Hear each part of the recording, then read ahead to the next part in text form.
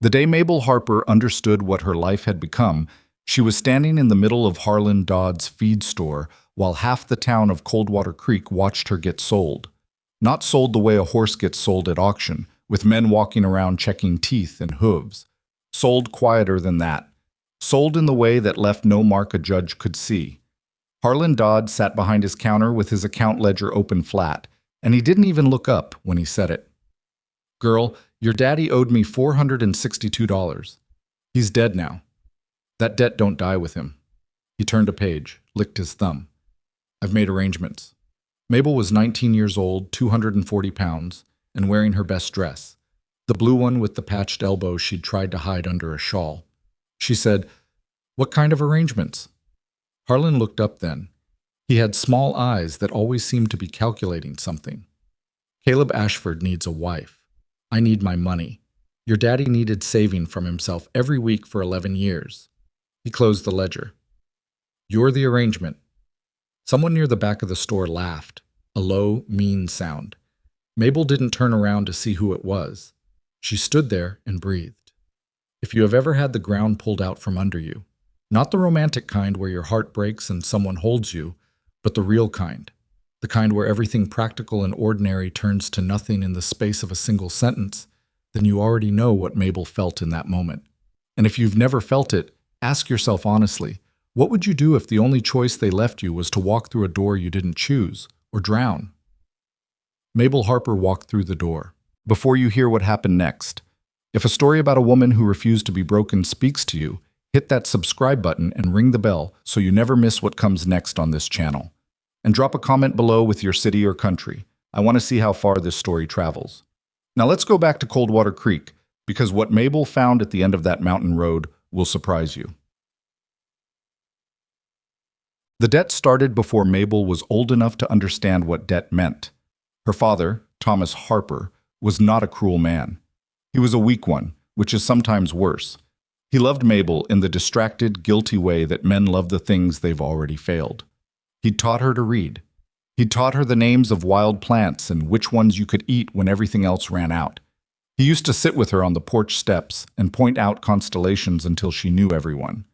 But he couldn't hold money. He couldn't hold a job past 3 seasons. And he couldn't stop borrowing from Harlan Dodd, who ran the feed store and the informal lending operation behind it the way a spider runs a web, patiently, without urgency, knowing the flies always come eventually. Thomas Harper died of pneumonia in March of 1878, coughing himself hollow in the one-room house at the edge of town, while Mabel changed his cloths and boiled broth he couldn't keep down. He died on a Tuesday morning. By Thursday, Harlan Dodd had come to the house. Mabel had known there was debt. She hadn't known how much.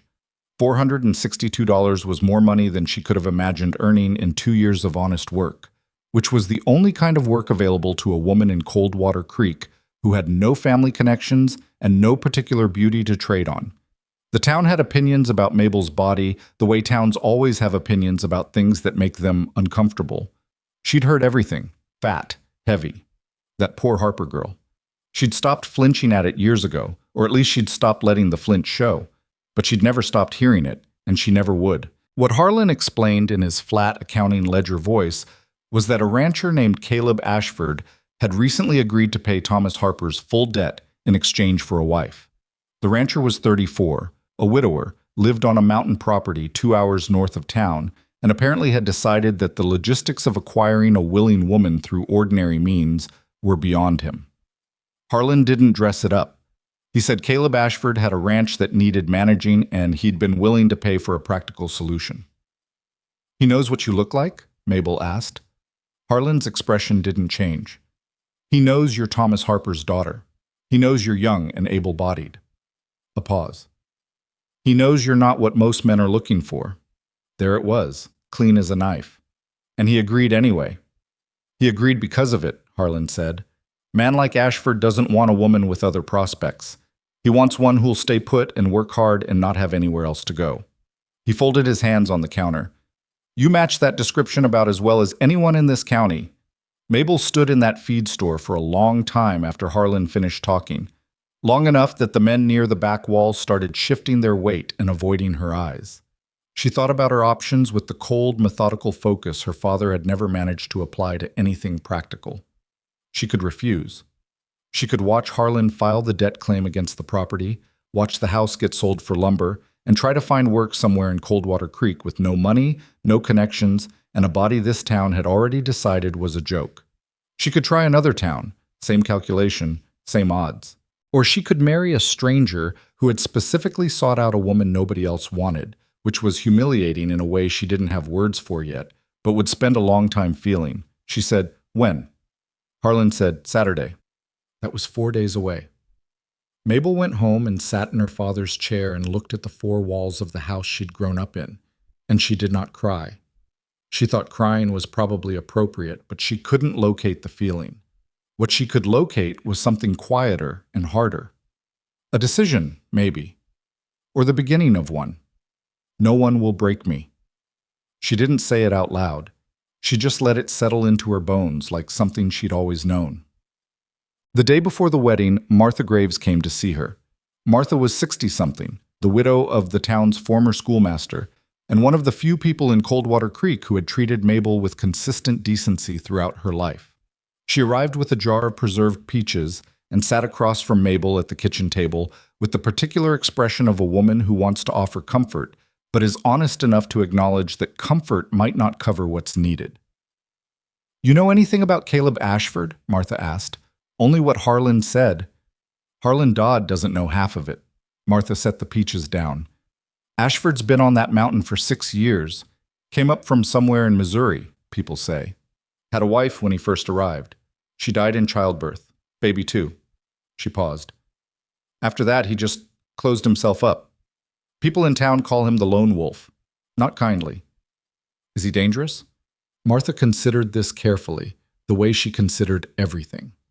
"I don't know. I know he's never harmed anyone in town. I know he comes down every few months for supplies, says almost nothing, and goes back up. I know he looks at people like he's waiting for them to disappoint him." She put her hands flat on the table. "I know that a man who would buy a wife through Harlan Dodd's ledger book is not a man who's making good decisions." "No," Mabel agreed. "You could still say no." "And then what?" Martha didn't answer because there wasn't a good answer, and she was too honest to pretend otherwise. What she did instead was pour 2 cups of coffee from the pot Mabel had left on the stove and sit with her for 2 hours while they talked about nothing important: the weather, the condition of the road north, which wildflowers were coming up early this year. It was the most kindness anyone had shown Mabel in months, and she felt it in a physical way, like warmth from a fire she hadn't expected to be standing near. When Martha left, she held both of Mabel's hands and said, "Whatever happens up there, you remember who you are." Mabel thought about that for a long time after the door closed. The trouble was, she wasn't entirely sure who she was outside of being Thomas Harper's fat daughter. She was smart. She knew that privately, though she'd learned not to display it in ways that made men uncomfortable. She could work. She'd been doing the physical labor around this property since she was 12, because her father was unreliable and things needed doing. She could read and cipher. She could preserve food, repair clothing, tend animals, identify poisonous plants, and navigate by stars. She was, when she assessed herself honestly, a capable person. She was also a person who had been told her entire life, in words and in silence and in 1,000 small ways, that her body made her less than, less desirable, less worthy, less visible. It had shaped her in ways she couldn't fully see, a habit of making herself quiet, of taking up less space emotionally even when her body couldn't take up less space physically. A reflex to apologize, a deep private suspicion that she would always be tolerated rather than wanted. She packed her trunk that night. 2 dresses, her father's good blanket, the book she couldn't leave behind, her mother's sewing kit. She looked around the house for a long time before she blew out the lamp. Whatever was waiting at the end of that mountain road, she was going to face it standing up. The wagon Harlan Dodd arranged was driven by a man named Pete Sumner, who delivered supplies to the North Mountain properties twice a month. Pete was weathered and taciturn and spent the 2-hour ride mostly silent, which suited Mabel. The road climbed steadily through stands of pine and aspen, the air cooling as they gained elevation, the sounds of Coldwater Creek dropping away behind them. By the time the valley opened up and she could see the ranch below the tree line, the weathered buildings, the fenced pastures, the dark thread of a stream running through the lower meadow, Mabel had convinced herself that she was ready for whatever she found. She was not ready. The ceremony took place in this county clerk's office in the nearest valley town, Harlan acting as witness alongside Pete Sumner and a woman from the clerk's staff, who kept glancing between them with an expression that Mabel couldn't read but suspected was something close to pity. The man who became her husband on that Saturday morning in June was tall, with dark hair going gray at the temples, and a face that looked like it had been kept outdoors and used hard. He had large hands and a scar along his jaw she didn't ask about. He said his vows in a low, flat voice that gave nothing away. He didn't smile. He didn't make eye contact with her for more than a few seconds at a time. When it was done, Pete Sumner drove them back up the mountain in a silence that felt less like peace and more like the moment before something happens. Caleb Ashford's first words to his new wife, spoken as the wagon pulled up to the ranch house and he helped her down from the seat with impersonal efficiency, were, "The water for washing is around the west side of the house. I'll show you where things are." Not welcome. Not. I hope the ride wasn't too hard. Not her name. The water for washing is around the west side of the house. Mabel followed him inside and told herself she hadn't expected anything different. She almost believed it. The ranch house was larger than she'd anticipated and cleaner, which surprised her. She'd half expected to find the disaster of a man living alone too long. Dirty dishes, floors unswept, a smell. What she found instead was a Spartan order, everything in its place, nothing wasted and nothing warm. The kitchen was functional. The main room had a table, 2 chairs, a cold fireplace. The small bedroom at the back of the house was obviously his. She didn't see inside it that first day. What he showed her instead was a room off the kitchen, smaller, with a window that looked out at the north pasture. "This is yours," he said. She looked at it. A cot, a chest for clothes, a small table, plain as arithmetic. "Mine," she repeated. "You'll want privacy." He said it without inflection, like he was stating a fact about the weather. "There's a bolt on the inside of the door. I had it put in last week." He paused. "No one will disturb you." Mabel stood in that small room and processed what he'd just told her. A bolt on the inside. Last week, which meant before she arrived, before he'd even met her, he'd arranged it. As if he'd anticipated that a woman arriving the way she was arriving would need to know she had the right to lock her own door. She didn't know what to do with that. It didn't fit the story she'd been telling herself since Harlan Dodd's feed store. The story had a shape: cold man, trapped woman, endurance. That was manageable. She knew how to endure. A bolt on the inside of the door was not endurance. It was something else, and she didn't have a word for it yet. "Thank you," she said. He nodded once, said dinner was at 6, and left her alone. She sat on the edge of the cot and looked at the bolt, and thought about Martha Graves saying, "Remember who you are," and she thought, for the first time since her father died, that perhaps who she was might be allowed to matter here. Not celebrated, not understood, but allowed. She was, she decided, going to be careful about hoping for too much. She met the horses the next morning. Caleb was up before her. She heard him moving in the kitchen when the sky was still gray, and when she came out dressed and ready to be useful, he was already gone to the barn. She followed. There were 4 horses in the stalls, 2 working animals, a young mare that hadn't been fully broken yet, and a gelding with a badly wrapped foreleg that someone had attempted to bandage without much skill. Caleb was crouched by the gelding, frowning at the leg when she came in. "What happened?" she asked. "Wire fence." He didn't look up. "Got through a section I hadn't repaired yet. Cut himself up pretty well 3 days ago." She crouched down beside him, close enough to see the wound beneath the bandaging. It was deeper than it should be at 3 days, inflamed at the edges, the skin around it hot. She'd tended animal wounds before. Her father had kept a mule for years, and before that, a neighbor's dog she'd essentially adopted through proximity. She knew what infected looked like. "The bandage needs to come off," she said. "It's holding moisture against the wound. You need to clean it properly and leave it open to air more." He looked at her for the first time that morning, direct and assessing. "You know animals?" "I know that wound's heading somewhere worse if you leave it wrapped like that." A moment of silence. He could have dismissed it, Probably half the men in Coldwater Creek would have dismissed it on general principle, coming from her. Instead, he said, "What do you need?" She told him. Clean water, boiled if possible, a cloth that had been in the hot water too, something to draw out the infection if he had it. She'd use salt as a last resort, but pine resin mixed into a poultice was better if he had any. I went and got what she asked for without comment. She worked on the gelding's leg for the better part of an hour. The horse nervous at first and then gradually settling under her hands, because animals understood things about human steadiness that humans sometimes didn't. Caleb stood back and watched. Not with skepticism, she realized after a few minutes. Just watching. The way you watch something that interests you. "Name?" she asked, nodding at the gelding. "I don't name them." She looked up at that. "Why not?" He seemed to consider whether to answer. Easier not to. She thought about his wife, his child. She didn't say anything. She went back to the leg and worked carefully. And when she was done, she showed him how to rewrap it with space for air and told him they'd need to change the dressing every 2 days. He listened with the same focused attention she'd noticed when she talked about the wound.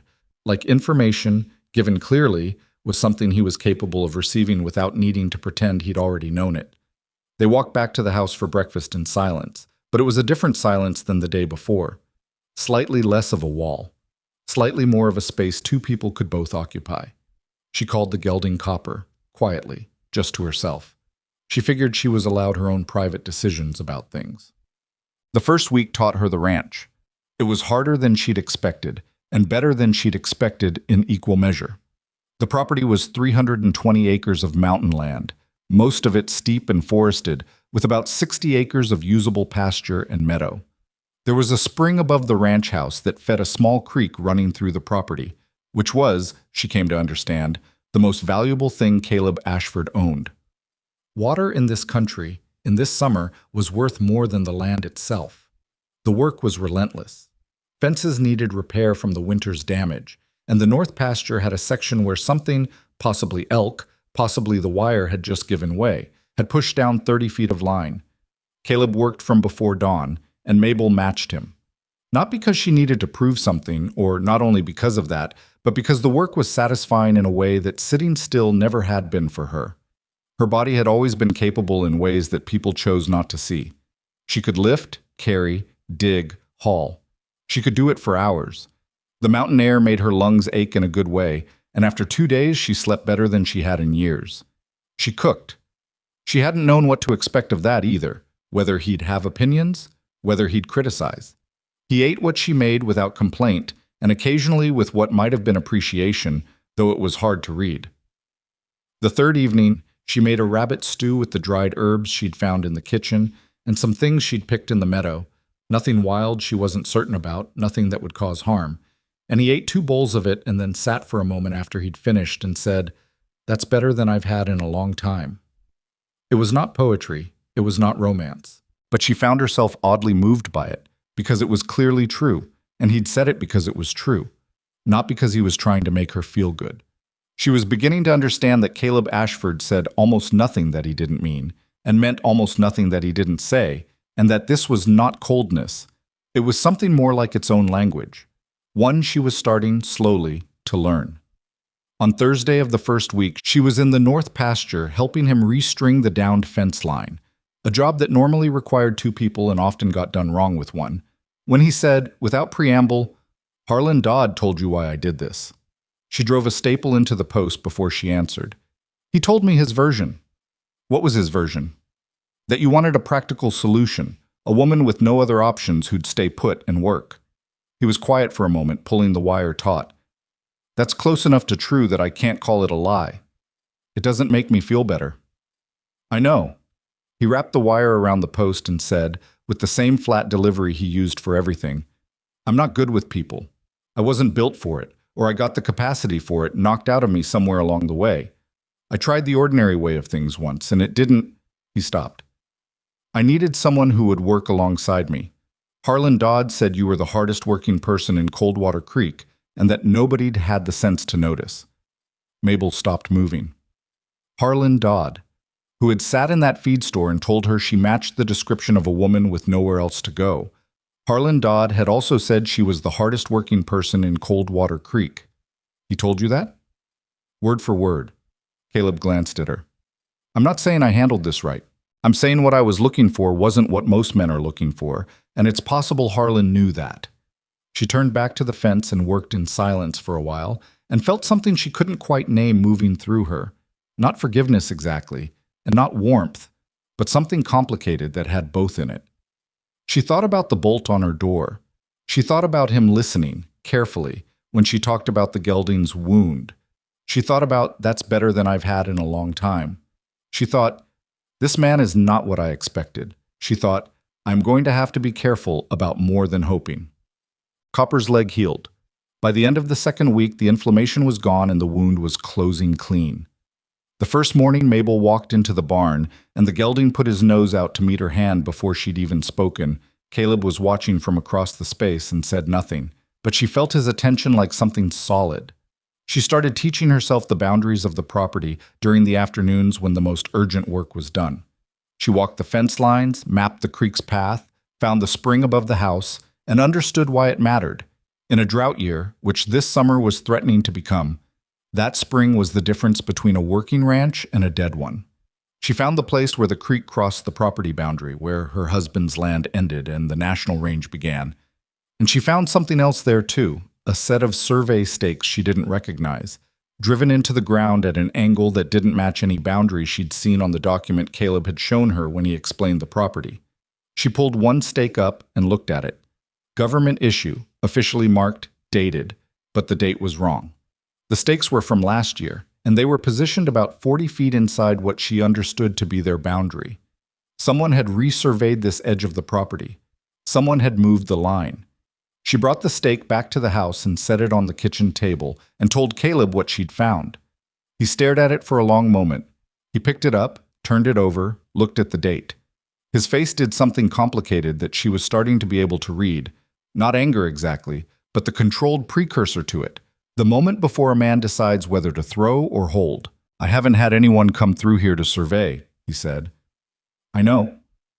Langley, he said. It was one word, but it carried weight she didn't fully understand yet. Who's Langley? Caleb set the stake down. Victor Langley. He owns the Rocking L spread in the valley below.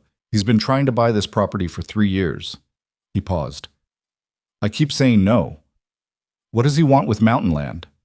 The spring. He looked at her. In a drought year, the man who controls the water controls everything below him. If he can establish that this land, he tapped the stake, belongs to Rocking L Range instead of my property, he can fence off the creek before it reaches my pasture and sell water access to every rancher in the lower valley. Mabel looked at the stake and thought about that with the same cold, systematic attention she gave to problems she intended to solve. She had, without quite realizing it, stopped thinking of this as his problem somewhere between the fence line and the kitchen table. How many more stakes? Caleb asked. At least 4 that I saw. Maybe more farther north. He stood up. I'll go look. We'll go look, she said. He met her eyes across the table, and she held the look, and after a moment he nodded, just once. That was the evening she understood that something had shifted. Not in how she felt about him. That was more complicated and slower, and she wasn't ready to examine it. Something in how they worked together, how they moved around each other in the kitchen and in the barn and on the fence line. There was an ease to it that she hadn't anticipated, a rhythm that had established itself without either of them choosing it. She'd assumed, before she came here, that proximity to a stranger would feel like confinement. What it felt like instead was something quieter, like 2 people who had been working alone for a long time and had discovered, with some surprise, that working together was not as difficult as they'd expected. She didn't call it comfort. She was careful with her words, even the ones she only said to herself. She called it useful. She called it enough for now. But that evening, after dinner, when Caleb went to the doorway of the main room and looked out at the dark mountain and said quietly, almost not to anyone, I haven't had help I could count on in a long time, she didn't answer right away. What she said finally was, you have it now. He nodded and went to bed, and she sat at the table for a long time in the quiet. Outside, the mountain was dark and enormous and full of things moving in the night. Inside, there was a lamp burning and a bolt on her door that she owned, and a steak on the kitchen table that someone had put in the wrong place and thought no one would notice. Mabel Harper, Mabel Ashford, now, though she was still getting used to that, looked at the steak and made herself a quiet promise. Someone had noticed, and she was not the kind of woman who noticed something and did nothing about it. The morning she finally heard what Coldwater Creek was saying about her arrived in the form of a supply run. Twice a month, Pete Sumner's wagon came up with provisions they couldn't produce themselves, and occasionally Mabel would ride down to the valley settlement of Granger's Crossing to collect what they needed herself. She'd gone twice before without incident, exchanging brief words at the mercantile and coming back up the mountain without trouble. The third time, she arrived to find 3 women from the valley standing near the store entrance. Ranchers' wives, she recognized one of them, and she heard herself before she was close enough to be seen. Feel terrible for her, actually, not for the girl, but man could have had anyone, but Harlan Dodd found him the one nobody. Say what you like, she's still stuck up there with that cold man who… Mabel walked straight past them into the store. She collected what she'd come for. She made her purchases without her hands shaking, which she considered a victory. She walked back to the horse without looking at anyone. She rode back up the mountain and unpacked the supplies in the kitchen with methodical efficiency, putting everything in its place. Caleb was in the barn. She could hear him moving around with the horses. She stood in the kitchen for a moment, alone, and let herself feel it, the sting of it, the particular flavor of being discussed as a problem or a pity case. She'd felt it before. She would feel it again. It didn't stop hurting. It just didn't stop her either. She put the salt on the shelf and thought about the survey stakes. She thought about Langley and his scheme and the spring above the house and what it meant to the ranchers in the lower valley who were already watching their water supplies shrink in the August heat. She thought about Caleb saying, "I haven't had help I could count on." She thought, "There's a whole world up here on this mountain, and the people standing in front of the mercantile talking about her don't know the first thing about it." That night at dinner, she said, "I want to understand the Langley situation fully, everything you know, the history, the property lines, the legal situation." Caleb looked at her across the table. "Why?" "Because I'd like to know what we're dealing with before it deals with us." He studied her for a moment with those gray eyes that gave very little away, except that they missed very little. Then he got up and went to the trunk in the corner of the main room and came back with a folded set of documents, deeds, survey records, a map of the property he'd drawn himself, and a letter from the county land office that she hadn't seen before. He laid them out on the table and told her everything. It took 2 hours. She listened without interrupting, reading each document carefully when he handed it to her, asking precise questions when she needed clarification. By the end of it, she understood the situation with the clarity of someone who had been applying hard attention to a problem, and what she understood was this: Victor Langley was patient, well-resourced, and operating through intermediaries. The fake survey stakes were only one tool. There were also rumors of a water rights claim that had been quietly filed with the county clerk without Caleb's knowledge, a claim that, if not contested within a specific time frame, would default in Langley's favor. The time frame was 43 days from today. "Did you know about the water rights claim?" she asked. "No." His jaw was tight. "I found out about it 2 weeks ago. That's part of why…" He stopped. "Part of why you needed someone," she said, without making it cruel. "To help manage things while you fight this." "Yes." She looked at the documents spread across the table. She thought about what she knew and what she didn't. She knew basic legal procedure from her father's various failed encounters with it over the years. She knew how to read a document and find what was wrong with it. She knew that contested water rights claims required evidence, witnesses, and someone who could speak clearly and be heard. She wasn't sure she was that someone, but she was the most someone available on this particular mountain. "I want to talk to the other ranchers," she said, "the ones below us who also need the spring water. If Langley gets this water claim, it doesn't just hurt us." "They won't listen to you," Caleb said. Not cruelly, just with the same factual flatness he applied to everything. "They don't know you, and the men in this valley don't tend to listen to women." She said it before he could. "I know. I was going to say listen to strangers, but yes, both." She started gathering the documents together, organizing them. "Then I'll need to change both of those things," she said, "before 43 days is up." He watched her stack the papers. "You're different than I expected," he said finally. She looked up. What did you expect? A long pause. Long enough that she thought he might not answer. Then, someone who needed to be looked after. She held his gaze across the table, in the lamplight, with the mountain dark outside every window, and the spring running above them, and 43 days left to hold on to everything they'd built. I need a lot of things, she said. That's not one of them. Something moved across his face. It wasn't a smile exactly, but it was what happened in his face when something landed true, and she was beginning to know the difference. She went to her room that night and slid the bolt and lay in the dark and thought about springs and stakes and a man who had put a lock on a door before she arrived because somehow he'd understood, without being told, that a woman coming the way she was coming would need to know she had that much. She thought about 43 days. She closed her eyes. She was not done yet, not by a very long way. 43 days had a sound to it, not a loud sound, more like a clock in a back room that you couldn't see but could always hear, measuring out the seconds whether you paid attention or not. Mabel heard it every morning when she woke before dawn and lay still for a moment in the dark of her room, cataloging what needed doing. 42 days, 39, 36. The number changed, but the pressure behind it didn't, and she had learned in her 19 years that pressure either crushed a thing or shaped it, depending on what the thing was made of.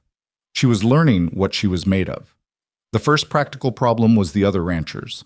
Caleb had said they wouldn't listen, and he wasn't wrong.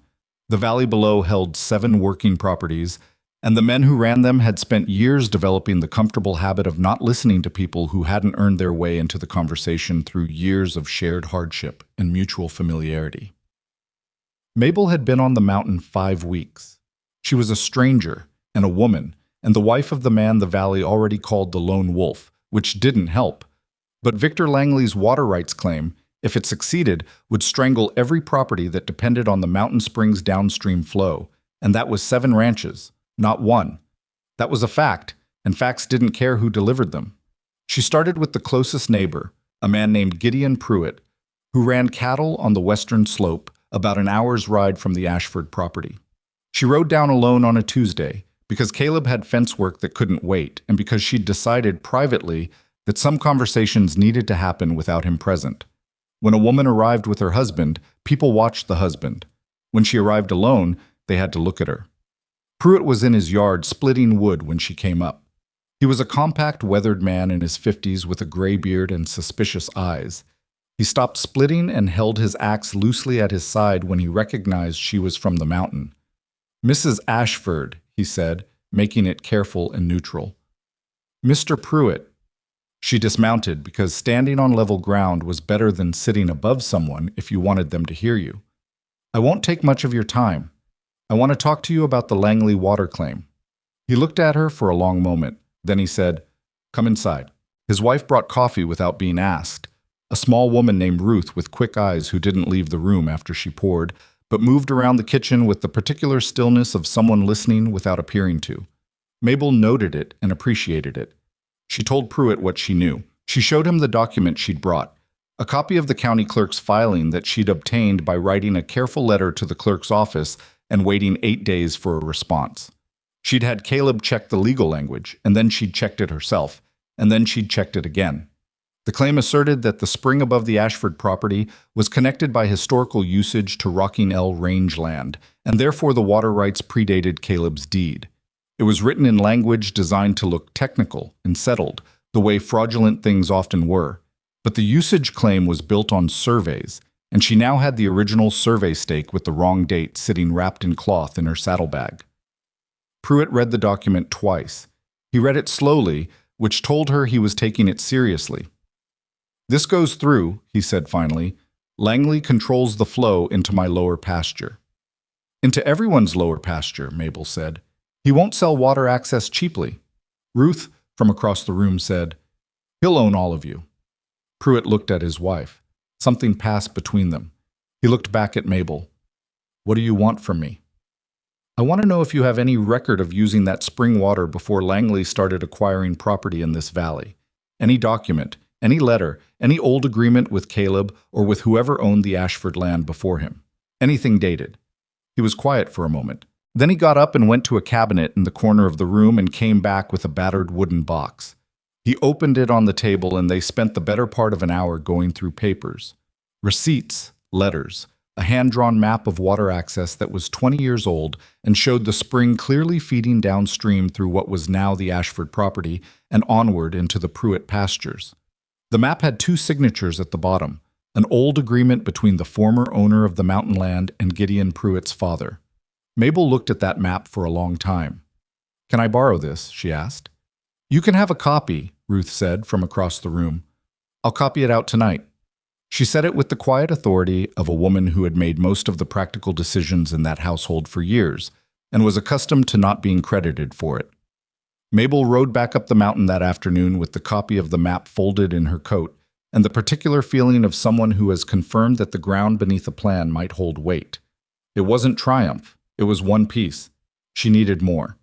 She went back down the mountain on Thursday and Saturday, and the following Tuesday. She visited every ranch in the valley except the Rocking L itself. Some conversations went like Pruitt's, cautious but productive, the men willing to listen when she showed them the filing document and the wrong-dated survey stake and explained plainly what Langley intended. Two ranchers had documents similar to Pruitt's water access map. One had a signed letter from the county land office from 1861 that established the spring's downstream flow as shared range water, which was even better. The other three had nothing on paper but had memories and willingness to testify to them, which was something. Not all of them were comfortable with her. One man, a younger rancher named Dale Hicks, who ran sheep on the eastern slope, told her flatly that he didn't take legal advice from women, and she was welcome to send her husband down if she had real business to discuss. She thanked him and left without arguing, because arguing with Dale Hicks was not worth the time, and because she'd noted that his wife, who'd been hanging laundry within earshot, had watched the whole exchange with an expression that suggested she might have something to say about her husband's position after dark. She was right about that. 3 days later, Ruth Pruitt sent word that Agnes Hicks had found an old water access agreement in her father-in-law's papers and would be willing to share it if Mabel came by when Dale was out on the range. Mabel went. Agnes was a tall, dry-humored woman in her late 40s who handed over the document with the words, "My husband has strong opinions about a great many things he doesn't understand. Don't let it slow you down." Mabel thought about that the whole ride home. She thought about how much of her life she'd spent worrying that someone's low opinion of her might be right, how much energy she'd spent in that anxious space between other people's certainty and her own quiet knowledge. She thought about her father who'd let Harlan Dodd's certainty about him become his own certainty about himself, and how that had cost him, cost both of them, everything. She was done with that. She was not entirely sure when she'd decided, but she knew it was sometime in the last 5 weeks, somewhere between the fence line and the kitchen table and the room with the bolt on the door. She was done. Caleb noticed the change without naming it, the way he noticed most things. He noticed that she came home from those valley rides with a different quality of tiredness, not the bone tiredness of physical labor, but the stretched kind, the kind that came from spending hours in careful, strategic engagement with resistant people. He noticed that she spread papers across the kitchen table most evenings and worked through them with a lamp burning low, cross-referencing dates and documents with a focus that reminded him of something, though it took him a while to identify what. It reminded him of how he worked when he was trying to understand a piece of land, not rushing it, not assuming, just reading what was actually there. He didn't interfere. He brought her coffee when he made it, refilled the lamp when the oil ran low, and occasionally she'd ask him a specific question about a property boundary or a date he might remember, and he'd answer it, and they'd both go back to what they were doing. But one evening, about 4 weeks after she'd started her campaign through the valley, he sat down across from her at the kitchen table instead of going to bed, and she looked up because he never sat across from her unless there was something to talk about. "Langley's been asking questions," he said. "In town. About you." She set her pen down. "What kind of questions?" "Who you are, where you came from, what your father owed, and to who." He kept his eyes on the table. "He went to Harlan Dodd." "Of course he did. Harlan told him about the debt, about the arrangement." She understood what he was not saying. Harlan had told Langley exactly what Mabel was. A debt bride, an obligation, a woman taken on because there was no other option. Langley would use that.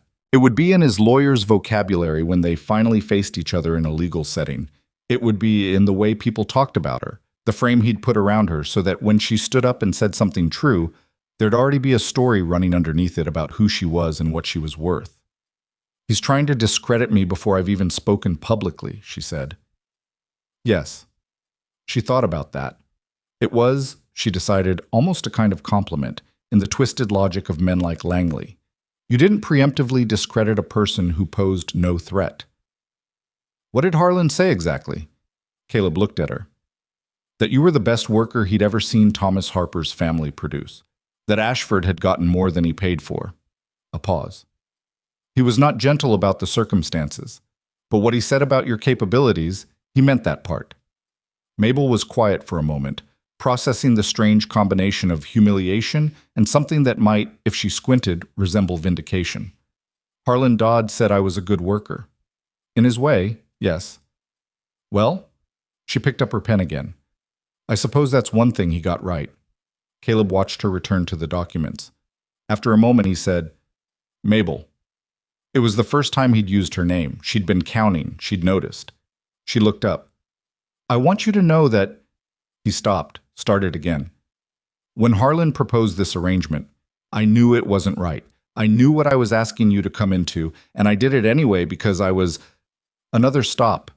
He was not a man who spoke easily about things that didn't have practical dimensions, and she could see him working at it, like a man trying to use a hand he'd never trained.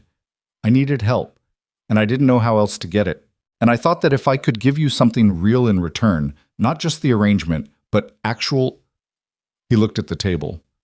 A real life. Real work. A place that was yours as much as mine. I thought maybe that could be worth something. The room was very quiet. Outside, the mountain moved in its slow, dark way. Somewhere above them, the spring was running through the dark, persistent and indifferent to everything. Mabel said, It's worth something. He nodded once. She thought she saw his shoulders settle slightly, like a man releasing a weight he'd been carrying for longer than he should have. The legal filing, she said, returning to practical ground because they both needed it. I want to contest it formally before the 30-day deadline. I have enough documentation to build a case, but we need a lawyer, and a lawyer who isn't connected to Langley. There's a man in Harwick, Caleb said, Elias Croft, old. He represented the county in 2 land disputes 15 years ago. He won both. Can he be reached before we run out of time? I'll ride to Harwick tomorrow. She looked up again. We'll ride. He didn't argue. He just nodded. The drought tightened that August like a fist closing slowly. The creek through the lower pasture dropped 2 feet in 3 weeks.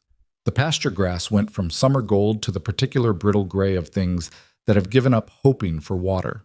Caleb made decisions about the cattle with the tight economy of a man who'd seen drought before and knew that the choices you made in August determined whether you had animals in October. He sold 6 head to a buyer in Granger's Crossing, less than he would have gotten in a good year, but money was money, and moved the remaining stock to the upper pasture where the spring fed a small pond that was holding. Mabel watched all of this and understood something she hadn't fully grasped in the abstract. The spring wasn't just valuable to Victor Langley as a weapon. It was life, concrete and literal. Without it, this ranch died. With it, they could survive even a summer like this one. She also watched what the drought was doing to the ranchers below them. On her rides to the valley, she could see the creek beds thinning, the pastures going gray, the particular tight-jawed look on everyone's faces that said they were doing the same calculations Caleb was doing and not always liking the results. The Langley water rights claim, which had seemed like a legal problem when she'd first read the filing, was turning into something more immediate. If Langley won control of the spring's flow in the middle of this drought, he wouldn't have to wait for court proceedings to ruin people. He could just redirect the water. She thought about that on the ride to Harwick, with Caleb a half-length ahead of her on the road and the sun already hammering down at 9 in the morning. She thought about how a man like Langley thought, not in terms of this year's fight, but in terms of position. He'd been patient for 3 years. He'd filed the claim quietly, without notice. He'd sent men to put in false survey stakes and then waited to see if anyone caught it. He was a man who built traps slowly and waited for you to walk into them, and the people most likely to walk into them were the ones too busy surviving to see the ground clearly. Elias Croft's office in Harwick was above a dry goods store on the main street, 2 rooms that smelled of paper and pipe tobacco and had stacks of documents in arrangements that probably made sense to someone. Croft himself was 70 or so, thin, with a neat white beard and the unhurried manner of a man who'd been in enough rooms watching things go wrong that individual urgencies no longer rattled him. He read every document Mabel spread on his desk with the same careful attention she'd used herself, asking precise questions in a dry voice and making notes in a small notebook he kept by his right hand. When he was done, he sat back and looked at her over the rim of his glasses. "You compiled this yourself?" "Yes." "Who helped you?" "The ranchers I visited. Their documents are their own. The legal filing I obtained from the county clerk directly." She paused. Caleb confirmed property line dates and his own deed records. Croft looked at Caleb briefly, then back at her. "The false survey stakes? You still have one?" "2. I pulled a second one the week after the first." "Good." He tapped his notebook.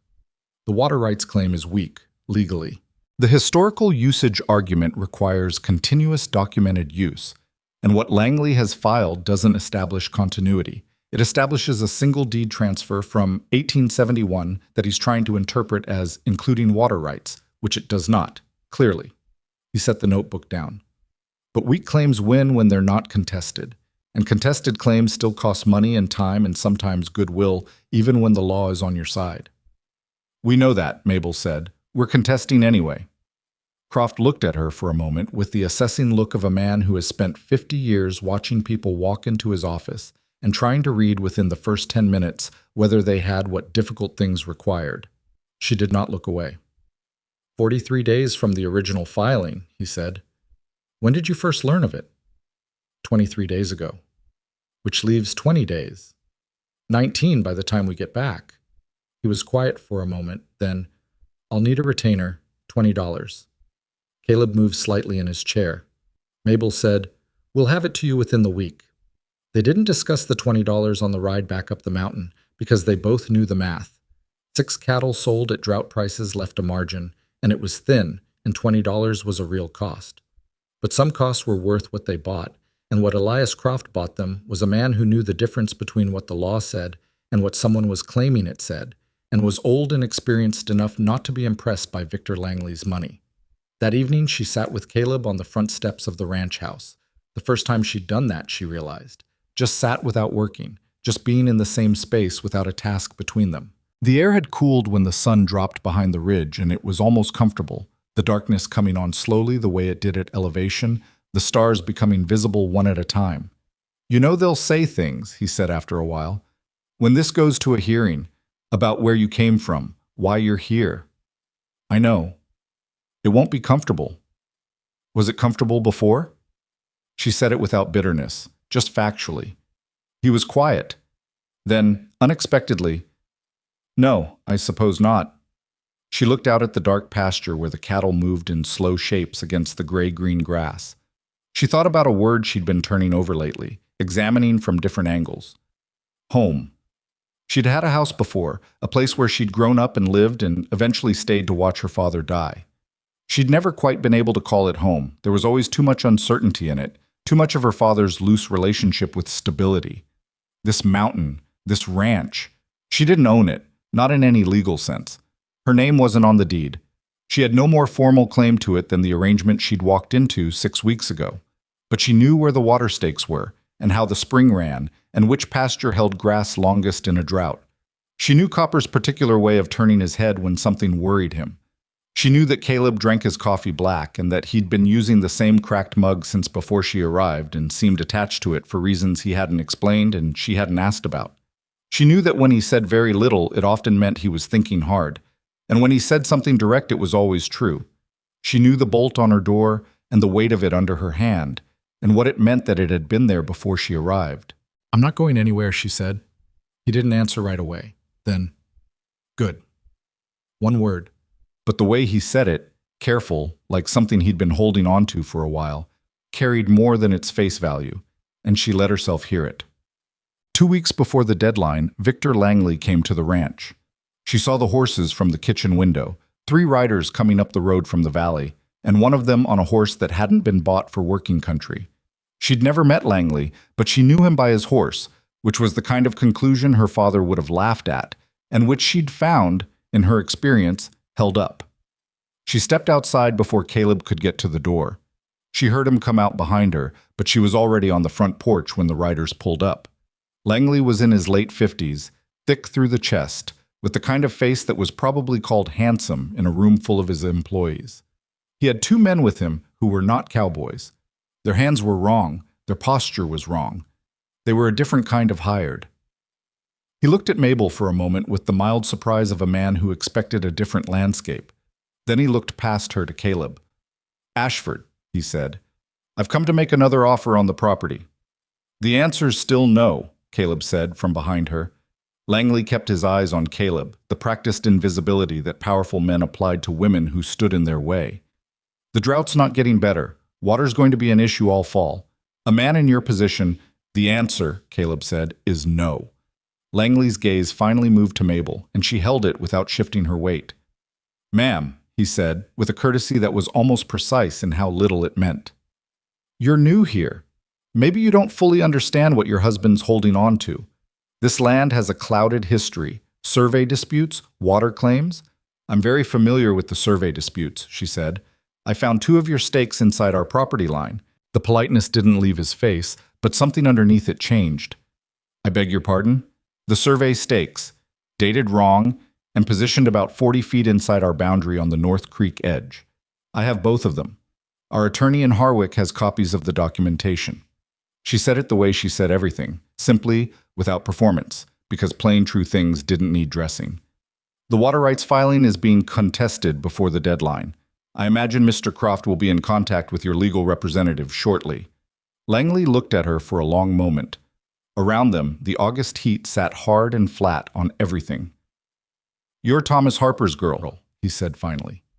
"I'm Mabel Ashford," she said. Something moved through his expression. Not embarrassment exactly, but its cousin. The slight recalibration of a man who has walked into a room expecting empty air and found furniture. He looked at Caleb again, briefly. "Your wife appears to have opinions about your legal situation," he said. "She appears to be right about it," Caleb said. There was something quiet and immovable in his voice that Mabel had learned to recognize. Langley collected himself. He was practiced at this, at taking unexpected information and packaging it back into the controlled version of himself. "This will go to a hearing," he said. "That's expensive, distracting, bad time for a rancher to be spending weeks in town arguing paper." "Good thing I don't mind arguing paper," Mabel said. He looked at her one more time with the flat, measuring look of a man who had decided she was a problem that needed a different category. Then he turned his horse and rode back down the mountain with his 2 quiet-handed men behind him, and Mabel stood on the porch and watched them go. Caleb came to stand beside her. "He'll come back harder," he said. "I know. He has more resources than we do. He also has more to hide than we do." She watched the riders disappear around the first bend of the mountain road. "There's a difference." Caleb was silent for a moment. Then, and this was not something she'd seen him do before, not in 6 weeks, he put his hand briefly over hers where it rested on the porch rail. Just for a moment, no more than 2 seconds. Then he moved away back toward the barn, because there was always work to do and he was always the first to do it. Mabel stood with her hand still on the rail, feeling the warmth his hand had left, and she thought, careful. She thought it the same way she'd thought it the night she'd noticed the bolt on the door, like a warning to herself that something important was happening and she should not be careless with it. She was not good at being careless about things that mattered. She never had been. The 18th day before the deadline, a letter arrived from Elias Croft. He had filed the formal contest with the county clerk. He had also, this was the part that made her read the letter twice, independently located a 3rd survey document, a geological assessment of the spring done in 1869 by the County Water Authority, which explicitly identified the spring as originating within the property boundaries that now comprise the Ashford deed. It predated Langley's deed by a decade, predated the alleged historical usage claim by longer, and was signed by a county official whose name appeared on half a dozen other legitimate documents from the same period. Langley's claim was built on a lie. The document proved it wasn't even a sophisticated lie. It was the kind that worked only if no one looked carefully. Mabel had looked carefully. She set the letter on the kitchen table that evening and felt, for the first time since Harlan Dodd's feed store, something that wasn't caution or endurance or controlled forward movement. What she felt was close to joy, the particular joy of a thing done well, not perfectly, not without cost, but done with what she had by someone who had decided to do it. She heard Caleb come in from the barn. He washed his hands at the basin. She didn't say anything when he sat down. She just pushed the letter across the table to him. He read it. He read it again. Then he set it down and looked at her across the table with those gray eyes that had told her very little for 6 weeks and were, in this moment, telling her something. "You did this," he said. "Croft found the 1869 document. Because you gave him enough to know where to look." She didn't argue it. "We're not done. A hearing is still harder than a filed document. Langley will bring lawyers. He'll bring money and people whose job it is to make true things sound uncertain. I know. But we have more than I thought we'd have 3 weeks ago." Caleb was quiet for a moment. He was looking at the letter, but she thought he was also looking at something further back, at a choice he'd made through Harlan Dodd's ledger book, and what that choice had turned into, and whether it looked anything like what he'd expected when he made it. "I was wrong about some things," he said finally. "What things?" "What you needed from me. I thought—" He stopped, tried again. "I thought I was giving you shelter and work, and a place where nobody would— where you'd be treated decently. Like that was enough to offer and you should take it because it was better than the alternative." "It was better than the alternative," she said. "That's not the same as it being enough." She sat with that. It was a careful thing to say, precise in the way that only mattered if it was true, and she had learned to trust his precision. Outside, the spring ran on above them in the dark, coming down off the mountain the way water always came, persistent, indifferent to the arguments of men, following the shape of the land toward wherever it needed to go. "No," she said, finally. "It's not the same." She did not say what might be enough. She didn't know yet, and she was honest with herself about the things she didn't know. But she gathered the papers from the table and organized them, the letter, the documents, the copies, the evidence that had cost her 6 weeks of writing and listening and asking and refusing to be dismissed, and she set them in the wooden box she'd started keeping for exactly this purpose, and she said goodnight and went to her room. She did not slide the bolt that night. She wasn't sure why exactly. It wasn't a decision so much as an absence of one. She simply didn't reach for it, and then she lay in the dark and noticed she hadn't, and thought about it for a long time. The spring was audible from her window on quiet nights if she listened carefully. A low, persistent sound, barely distinguishable from silence if you didn't know to listen. She'd learned to hear it in the weeks she'd been here, the way you learn to hear any constant thing, by paying attention until the thing became part of how the world sounded. She listened to it now. She let it run through her dark room. 19 days left. 1 old lawyer, 7 ranchers and their documents, 2 false stakes, 1 geological survey from 1869 that a man named Victor Langley had never counted on anyone finding, and Mabel Ashford, who was not the woman anyone in this story had expected, lying in the dark on a mountain in August, listening to the water run, deciding what came next. 19 days became 15, and 15 became 10, and somewhere in that shrinking window the nature of the fight changed. It started with the cattle. Caleb found 3 head of his remaining stock at the far end of the north pasture, with their legs tangled in wire that had no business being there. A coil of loose fencing material left deliberately in the tall grass where the animals would walk into it in the dark. 1 cow had a cut deep enough to need attention. Another had strained a foreleg badly enough that Caleb stood looking at her for a long moment, with the expression of a man doing arithmetic he didn't like. The third had panicked and pushed through the fence line itself, and it took 2 hours in the early morning heat to find her down the eastern slope. Mabel helped with the injured cow while Caleb went after the third. She'd gotten better with animals since Copper's leg, not skilled in any formal sense, but capable and steady, which was often what an animal needed more than skill. She cleaned the cut and wrapped it properly and talked to the cow in the low, unremarkable way she'd discovered settled them. And when Caleb came back leading the third animal, she had the other 2 calm and the fence temporarily repaired with materials she'd found in the barn. He looked at what she'd done. He looked at her. "That wire wasn't there yesterday," he said. "I know. I walked that fence line 2 days ago." Someone put it there after dark. She stood up and peeled off her work gloves. It's the same kind of wire that's in the section we replaced on the east side last month. Standard stuff. Nothing that would tell us who. Caleb's jaw was doing the thing it did when he was keeping something controlled. Langley's men. Most likely. She looked at the cut on the cow's leg, gauging it. She'll be all right. The leg animal I'm less sure about. She needs rest and no rough ground for a while. I can't afford to lose stock right now. I know. She said it plainly because it was plain. They both knew the math. The drought had already cost them 6 head sold low. Losing more, or having animals injured badly enough to affect their condition going into fall, was the kind of problem that compounded. This was the other kind of Langley. Not the man on the well-bred horse making polite threats. This was what happened when the polite method didn't work. You moved to the other tools. She thought about the 19 days, now 15, and felt the weight of them differently than she had before. The legal contest was real, and it was grounded, and Elias Croft was building a case that held water. But cases took time, and Langley had understood something she perhaps hadn't given him enough credit for. That while the law moved slowly, practical damage could be done quickly.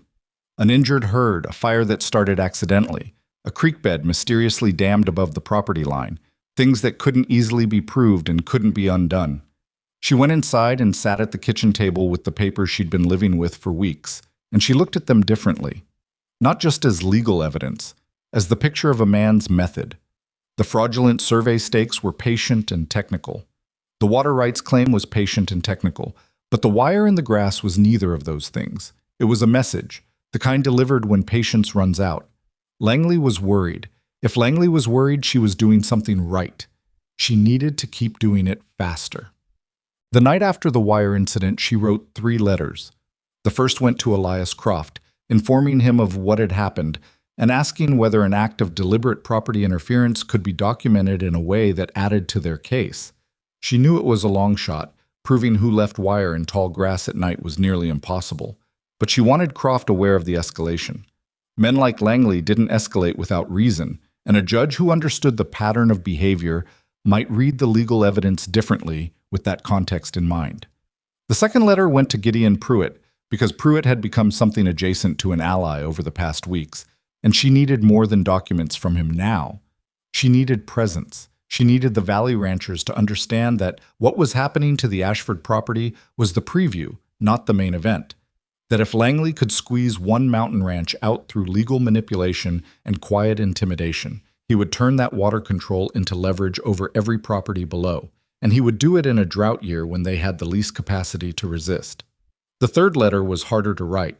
It went to a man named Samuel Briggs, who ran the county land office in Harwick and had, she'd learned from Croft, been in that position for 11 years. 11 years was long enough to have watched Victor Langley acquire property in this valley. Long enough to have processed the various filings and transfers. Long enough to have either noticed or chosen not to notice patterns that a careful person should have noticed. She didn't accuse him. She simply asked, in precise and civil language, whether the land office had any record of prior water rights disputes involving Rocking L Range land in the mountain spring, and whether any documents pertaining to those disputes had been archived or, she chose the word carefully, reclassified in the past 5 years. It was the kind of question that did nothing if Briggs was innocent and did something significant if he wasn't. She signed it with her full name and the Ashford property address. Caleb read all 3 letters before she sealed them. He read them the way he read everything, thoroughly and without comment until he was finished. When he set the Briggs letter down, he looked at her with an expression she'd been cataloging for weeks, the one that meant something had landed in a register he hadn't expected. "You think Briggs is involved," he said. "I think it's possible. The water rights claim was filed without your knowledge in an office that should have had a record of your existing deed. Somebody in that office either didn't check or didn't report it, or was told not to. She folded the letter. "I'm not accusing him. I'm asking a question that a guilty man will answer differently than an innocent one." Caleb was quiet for a moment. Then, "You're good at this." It wasn't the first time he'd said something like that, but it still landed in a way she had to be careful with. Not because it wasn't welcome, but because she'd spent so long not being told she was good at things that receiving it required a kind of adjustment she was still making. "I pay attention," she said, Most people pay attention. Not everyone knows what to do with it. She sealed the Briggs letter and set it with the others. Outside, the August dark was complete, and the spring was running somewhere above them in the black, persistent and real. And she thought about everything riding on the next 15 days and felt something she could only describe as the particular calm of a person who is committed to a thing and no longer has the luxury of doubt. Gideon Pruitt came up the mountain 4 days later. He arrived on a Wednesday morning with Ruth beside him on the wagon seat and the old water access map in a leather case on the floor. He'd also brought something she hadn't asked for, Dale Hicks. Mabel stood in the yard when the wagon pulled up and looked at Dale Hicks with the particular feeling of a woman who has spent considerable energy adjusting to unexpected information. He had the look of a man who had been talked to extensively by his wife and had arrived at a position he hadn't entirely chosen but was prepared to occupy. "Agnes showed me the agreement," he said, climbing down. He didn't quite meet her eyes. "I didn't know my father-in-law had it. I should have looked." "Yes," Mabel said. "You probably should have." Ruth Pruitt made a sound that might have been a cough. They sat at the kitchen table, all of them, with the documents spread between them, and Mabel told them what she'd told each of them individually, but now said as a group, with Caleb at the far end of the table saying almost nothing, and watching with the quiet attention she'd come to understand as his form of engagement. "This is what Langley has filed. This is what it means. This is what happens to all of you if the hearing goes against us." Pruitt said, "So you need us there, at the hearing." "I need you there. I need you to be willing to speak about your water usage and your documents, and I need you to talk to the other ranchers who haven't come forward yet." She paused. "There are 2 properties on the south slope I haven't been able to reach, a man named Calhoun and the Reeves family." Pruitt and Hicks exchanged a look. "Calhoun won't come," Pruitt said. "He's had dealings with Langley, some kind of loan arrangement. He's not going to stand up in a courtroom against the man holding his note." Mabel thought about her father, about how a man with a debt and no options learned to look away from things, because looking straight at them was too costly. She didn't judge Calhoun. She marked him as unavailable and moved on. "The Reeves family?" she asked. "Widow and her 2 sons," Ruth said from across the table. "Adeline Reeves. She's been out there since her husband passed 3 years ago. Her older boy is maybe 16. They've been quiet, keeping to themselves. I don't think anyone's told them about the water claim." Nobody had told them. Of course nobody had told them. Quiet people who kept to themselves and worked hard and didn't make trouble were exactly the kind of people who got surprised by the paperwork that rearranged their world while they weren't paying attention. Mabel knew something about that. "I'll go to the Reeves property," she said. "Before the end of the week." Ruth looked at her across the table. "You keep doing that," she said, with a tone that wasn't quite admiration, but was something in that direction. "Going where it's uncomfortable." "Uncomfortable doesn't hurt you," Mabel said. "Not permanently." Adeline Reeves was 40-something and brown from the sun, and had the specific tiredness of a woman managing too much alone. Her older son, Thomas, named for a grandfather, she said, and Mabel noted the name with a private flutter she kept off her face, was a serious tall boy who looked at Mabel with the direct appraisal of a young person who has learned early to judge character quickly. The younger boy was 12 and stayed near the barn door the whole time, close to the horses. The way children who are uncertain about strangers often stayed near animals. Mabel sat at Adeline Reeves's kitchen table and explained the water claim and the hearing and what it meant for their property, which sat just south of the Ashford land and relied on a tributary of the same spring's downstream flow. Adeline listened without interrupting. When Mabel was done, the older woman said, "And if Langley wins the claim? He can divert the water, not immediately and not entirely. There are other downstream sources. But enough. In a drought year like this one, enough means everything." Adeline was quiet for a long moment. Her hands were flat on the table, rough and capable looking. "I have 2 documents," she said finally. "Letters from the land office in 65 and 67 when we first settled here. They establish our water access as part of the original homestead claim." Mabel said, "Those letters are exactly what we need." The older boy, Thomas, spoke from the doorway where he'd been standing the whole conversation. "What happens to Langley if he loses?" Mabel looked at him, 17 maybe, on closer inspection, and watching her with the intensity of someone who was going to remember this conversation. He loses the water claim and we keep the spring, she said. Whether there are further consequences depends on what the judge decides about the fraudulent surveys. She paused. That part I'm still working on. He nodded once, like that was a satisfactory answer. She thought he'd probably grow up to be the kind of man who asked direct questions and appreciated direct answers, and she thought the world could use more of them. Adeline Reeves provided her letters. She also, as Mabel was leaving, said quietly, I heard what people in Coldwater Creek say about you, about how you came to be on that mountain. Mabel turned around. I don't put much stock in what people say about a person, Adeline continued. I put stock in whether they show up. She held Mabel's gaze. You showed up. The ride back up the mountain was the longest stretch of quiet Mabel had had in days, and she used it the way she used most quiet stretches, thinking. She was building something she hadn't named yet, because naming things prematurely sometimes made them fragile.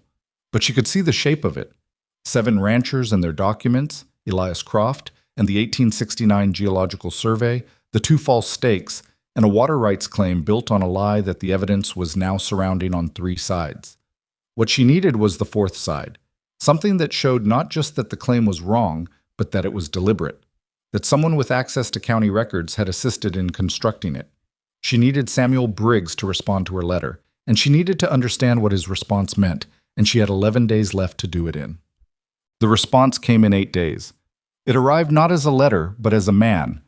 Briggs showed up at the ranch house on a Thursday afternoon without prior notice. He was in his 40s, pale from indoor work, and arrived alone, which told her something. A man arriving officially didn't arrive alone. A man arriving to manage a situation arrived alone. Caleb was in the upper pasture and didn't see him come. Mabel was in the yard. She didn't invite him inside.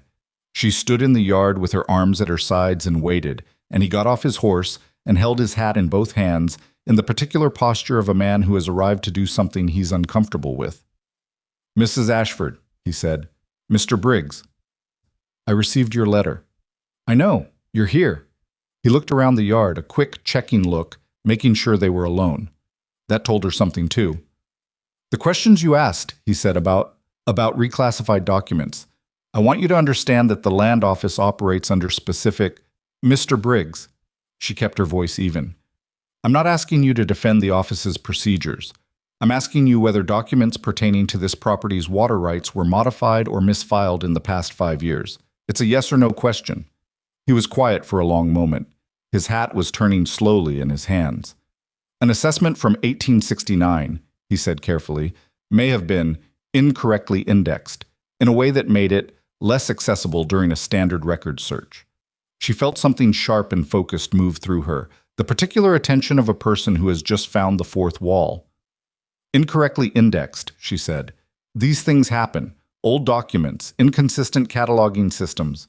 When did it happen? Another long pause. The record was re-indexed in the spring of 1877. 1877. A year before Langley filed the water rights claim. A year before anyone would be looking for a geological assessment that proved the spring originated in Ashford land. Who requested the reindexing? She asked. Briggs looked at her with the expression of a man standing at the edge of something he'd been trying not to think about for a long time. There was a correspondent, he said, with the county assessor's office. Routine, it appeared at the time. Signed by whom? He didn't answer. He didn't need to. The way he stopped, the precise location of the stop, told her. I'm going to need any correspondence related to that reindexing, she said. And I'm going to need a signed statement from you about when it occurred and under what authority. Mrs. Ashford, Mr. Briggs. She said it with the same flat steadiness she'd used with Langley. You came here. You didn't send a letter back. You didn't ignore me. You came here. Which means you know what you did, and you've been carrying it for a year, and you'd like it to stop. She looked at him directly. Help us stop it, properly. He put his hat back on his head. Took it off again. A man's hands, she'd noticed, showed you what his face was trying not to. If I produce that correspondence, he said, Langley will know immediately. Yes. He has resources. There are people in this county who owe him. I know. She said it without minimizing it because that was not kindness. That was dishonesty. I'm not going to tell you it's safe. It probably isn't. At least not right away. She paused. But what he had you do is a crime.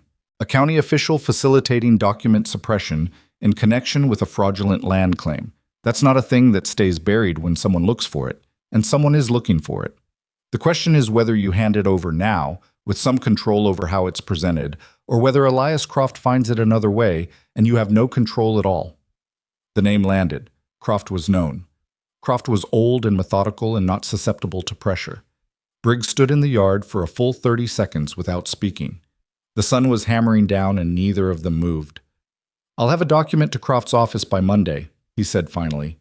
She let out a breath, slowly, so he wouldn't see it. "Thank you." He rode back down the mountain without another word, and Mabel stood in the yard after he was gone and let her hands shake very briefly, just a few seconds, a private concession to the fact that the conversation had required something she didn't have in unlimited supply, before she put them in her pockets and went to find Caleb. She told him that evening. Everything, Briggs, the 1869 document being deliberately misfiled, the correspondence that connected the raindexing to someone in Langley's orbit, what it meant for the hearing. He listened to all of it without interrupting. When she was done, he sat at the table for a long time. "How did you know to ask about the raindexing?" he said. "I didn't at first. I asked about whether there were prior disputes. But when Croft found the 1869 document, I started thinking about why it hadn't shown up in any of Langley's searches. A man with Langley's resources would have had lawyers doing records research before he filed a claim. If they didn't find the document, there were two possibilities. They missed it, or it was moved so they wouldn't find it. Langley doesn't seem like a man who misses things. He moves them. He moves them." She paused. "I think he had the document hidden before he filed the claim, not after, which means he knew it existed, which means someone told him." Caleb was looking at her with an expression she'd seen a handful of times now, the one that was harder to categorize than his others, the one that wasn't strategic or practical, but was something more internal. "Mabel," he said. "What?" "I want to say something, and I don't want you to take it wrong." She waited. "When I made this arrangement through Harlan Dodd, I thought I was solving a problem, mine and yours, in a way that was practical and honest and better than the alternatives." He was looking at the table while he said it, which was unusual for him. "I didn't think about what you were giving up. I thought about what I was giving you, and I didn't think about what it cost." The kitchen was very still. "I'm thinking about it now," he said. She sat with that for a moment. It was not an apology exactly. He was not a man who performed things he didn't mean, and a performance of apology would have been less than this. What it was something more like reckoning. A man who'd operated for years on the principle that practical solutions were morally sufficient, finding out that wasn't entirely true. "You put a bolt on my door," she said. He looked up. "Before I arrived," she said. "You'd never met me. You knew how I was coming and why, and you put a bolt on my door." She held his gaze. "That wasn't a practical solution. That was you knowing, on some level, that what you were asking cost something and trying to give me something back before you'd even met me." He was quiet for a long moment. Outside, the mountain was doing what it always did, holding steady, indifferent, enormous. "I didn't want you to be afraid," he said finally. "I know." The simple truth of it settled between them, unhurried, in the lamplight. Not everything that needed saying got said that night. They were both people who had learned to be careful with what they opened, and the space between careful and closed was one they were still learning to navigate. But something in the room had shifted in a way she could feel, like a window opened in a house that had been shut up for too long, the change in air almost physical. She did not go to her room right away. They sat at that table for another hour, going over the documents, planning what Croft needed before Monday, working through the sequence of what the hearing would require. It was practical work, the kind they were both comfortable with, and it held the other things around it without needing to address them directly. This was what she'd found, slowly, over 2 months on a mountain she hadn't chosen, that working alongside someone and trusting them was a thing that grew in the silences between conversations, in the accumulated evidence of small actions taken and promises kept, in the unremarkable daily business of two people who were learning to rely on each other. She'd come here expecting endurance. She'd found something harder to name and infinitely more complicated, and she was not afraid of it, not exactly. She was careful with it. There was a difference. 9 days before the hearing, Langley made his final move before the courtroom. It arrived in the form of a man Mabel didn't recognize, 30s, well-dressed for a ranching valley, arriving at Granger's Crossing when she was there for supplies, and making no particular effort to look like he wasn't watching her.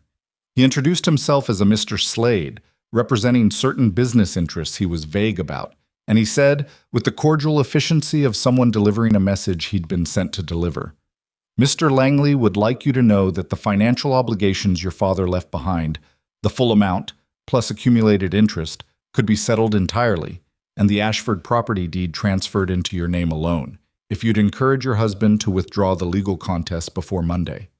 She stopped walking and looked at him. "He'd transfer the deed to me," she said. "That's correct. Full ownership. No further. So he thinks the problem is that I don't own the property I'm fighting for, and if he gives it to me, I'll have less reason to fight him." Slade blinked. He'd clearly been given a script and she wasn't following it. "He also believes," Slade continued carefully, "that a woman in your position, given the circumstances of your marriage, might appreciate having legal standing independent of—" "Mr. Slade," she said, "tell Mr. Langley that the property's title doesn't change what I found in the ground and what Elias Croft has in his files. Tell him I'm not for sale, and neither is my husband's land." She picked up the supply crate she'd set down. "And tell him if he has further offers, he can make them to our attorney." She carried the crate to the horse and loaded it without looking back. Her hands were steady, which she noticed because she'd been noticing the state of her hands in difficult moments, measuring herself by it. Steady. Both of them. She rode back up the mountain in the afternoon heat and thought about what the offer meant. Langley was trying to separate her from Caleb, trying to make her an individual actor with an individual interest, which was a way of fracturing a united position. He'd understood then that she was the strategic center of the opposition. I was trying to peel her away from it. That meant he was afraid of her. She arrived at the ranch house to find Caleb in the barn, doing what he often did when things were difficult, working with the horses, moving through the uncomplicated logic of animals that needed feeding and grooming and quiet company. She told him about Slade and the offer. He listened without expression until she finished. "He offered you the deed," Caleb said, "to separate us." She pulled the saddle off and started working on the horse. "I turned it down. I want you to know exactly what was offered and that I didn't take it."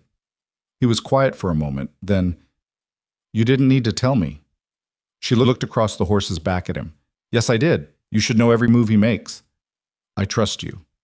She hadn't expected it said that plainly. He'd shown it, in 100 practical ways over 2 months, but saying it was different. It was the kind of thing she'd spent enough of her life not hearing, that hearing it produced something she had to breathe through carefully. "He's going to come into that courtroom with everything he has," she said, returning to the horse, keeping her hands moving. "He's going to try to make the case about who I am, instead of what the documents say. Let him try." "Caleb." She stopped moving and looked at him directly. "He's going to talk about the debt, about Harlan Dodd, about how I got here. He's going to stand in front of a judge and build a story about a woman who arrived as a transaction and doesn't have standing to speak for this land." Caleb looked at her across the stall with those gray eyes that saw clearly and said things plainly. "Then you'll tell a better story," he said, "because yours is true and his isn't." She stood in the barn in the August afternoon with the smell of horses and dry hay around her and the sound of the spring somewhere above, and she thought about what it meant to be believed by someone. Not performed at, not tolerated, not assessed for practical value. Believed. She went back to the saddle and hung it properly and ran her hand along Copper's nose when the horse put it out to meet her, the same gesture the gelding had started making weeks ago and had never stopped. 8 days. Elias Croft. 7 ranchers, 2 false stakes, a geological survey from 1869, and a land office official who was going to arrive at the Harwick courthouse with documents that connected Victor Langley to the deliberate suppression of evidence. 8 days. And Mabel Ashford, who had arrived on this mountain as a transaction and was leaving it as something else entirely, still not sure of every name for what she'd become here, but certain of the most important one. She was the person who had done this. Whatever happened next, that was hers, and no one, not Langley, not Harlan Dodd, not the women in front of the Granger's Crossing Mercantile, could take it back. The Harwick Courthouse was a two-story building on the main street that smelled of pine resin and old paper and the particular staleness of a room where difficult things got decided. It held maybe 60 people if they stood close. On the morning of the hearing, it held more than that. Mabel noticed the crowd before she noticed anything else. She and Caleb had ridden down from the mountain the evening before and taken a room at the only boarding house in Harwick, $2 a night, a narrow bed, a window that didn't close fully. And she'd spent most of that night going over documents by lamplight until Caleb told her, with the flat practicality she'd come to rely on, that she was not going to remember anything new at midnight that she hadn't already learned, and she should sleep. She'd tried. She'd slept about 3 hours, but the crowd that she hadn't anticipated. Not this many. Gideon Pruitt was there with Ruth, which she'd expected. Dale Hicks and Agnes were there, which she'd hoped for. Adeline Reeves had come with her older boy Thomas, who stood near the back wall with his hat in his hands, looking like he'd decided this mattered enough to see. There were ranchers she recognized from her valley rides, and some she didn't. Word had moved in the way word moved in small communities, not always in the directions you intended, but sometimes faster than you planned. And there were people from Coldwater Creek. She saw them when she came through the door. 4 of them. People she recognized from a town she'd spent most of her life being tolerated by. One was the man who'd laughed in Harlan Dodd's feed store on the day she'd been told about the arrangement. He was not laughing now. I was looking at her with an expression she couldn't immediately categorize, which she decided was not her problem. Victor Langley was already seated at the respondents' table with 2 lawyers and a man she recognized from the ranch visit, one of the quiet-handed pair who'd ridden up with him. Langley looked the same as he'd looked on her mountain, composed, well-dressed, calibrated. He didn't look at her when she came in, which was its own kind of statement. Elias Croft was at the petitioner's table, his white beard neat, his small notebook open. When Mabel sat beside him, he said, without looking up, "Briggs arrived this morning. He's in the anteroom." "He brought the correspondence?" "Everything I asked for." A pause. "He looks like a man who hasn't slept well in a year." "He probably hasn't." Croft made a small sound that might have been agreement. "The judge is a man named Arthur Hollis. He's been on this circuit for 12 years. He doesn't appreciate theater, and he doesn't appreciate wasted time. Answer what you're asked and nothing extra." "I know." He looked at her then, over the rim of his glasses. "You're ready?" She thought about the last 8 weeks. The fence lines and the valley rides and the letters, and Briggs in the yard turning his hat in his hands. The kitchen table at midnight, Copper's leg, healed clean. The bolt on her door that she'd stopped sliding most nights without quite deciding to. "Yes," she said. Caleb sat in the row directly behind her. She felt him there, not looking at her, not doing anything demonstrative, just present, the same solid way he was present in the barn or on the fence line or at the kitchen table. It was enough. Judge Arthur Hollis was a lean man in his 60s with a gray mustache and the careful, unhurried manner of someone who'd learned that rushing made things worse. He read through the filings before he said a word to the room, and the room was quiet enough while he did that she could hear the woman behind her breathing. When he looked up, he said, "This is a hearing on a contested water rights claim filed by Rocking L Ranch against the Ashford property, specifically regarding the mountain spring designated on county survey maps as Harper Creek Tributary. We also have a counterfiling alleging fraudulent survey documentation. We'll hear the original claim first." Langley's lead lawyer was a man named Kane, 50s, silver-haired, the practiced ease of someone who'd stood in rooms like this many times, and won in most of them. He presented the water rights claim the way Mabel had known he would, building it carefully from the 1871 deed transfer and its language around historical range usage, wrapping it in technical survey terminology that was designed to sound settled and official. He was good at it. She watched the judge's face while Kane talked and saw nothing she could read, which was either encouraging or not. Kane called his first witness, a surveyor named Adler who testified to the measurements supporting the Rocking L claim boundaries. He had drawings, he had figures, he spoke with the confidence of a professional man presenting professional work. She watched the drawings go up and looked at what she knew about them and waited. When Croft stood to cross-examine, he did it with the unhurried precision of a man who had been in enough courtrooms to know that patience was a more effective weapon than aggression. "Mr. Adler," he said, "the survey you conducted, when was it?" spring of 1877. And the stakes you placed at the northern boundary of the Rocking L claim, were they standard government-issue survey markers? They were.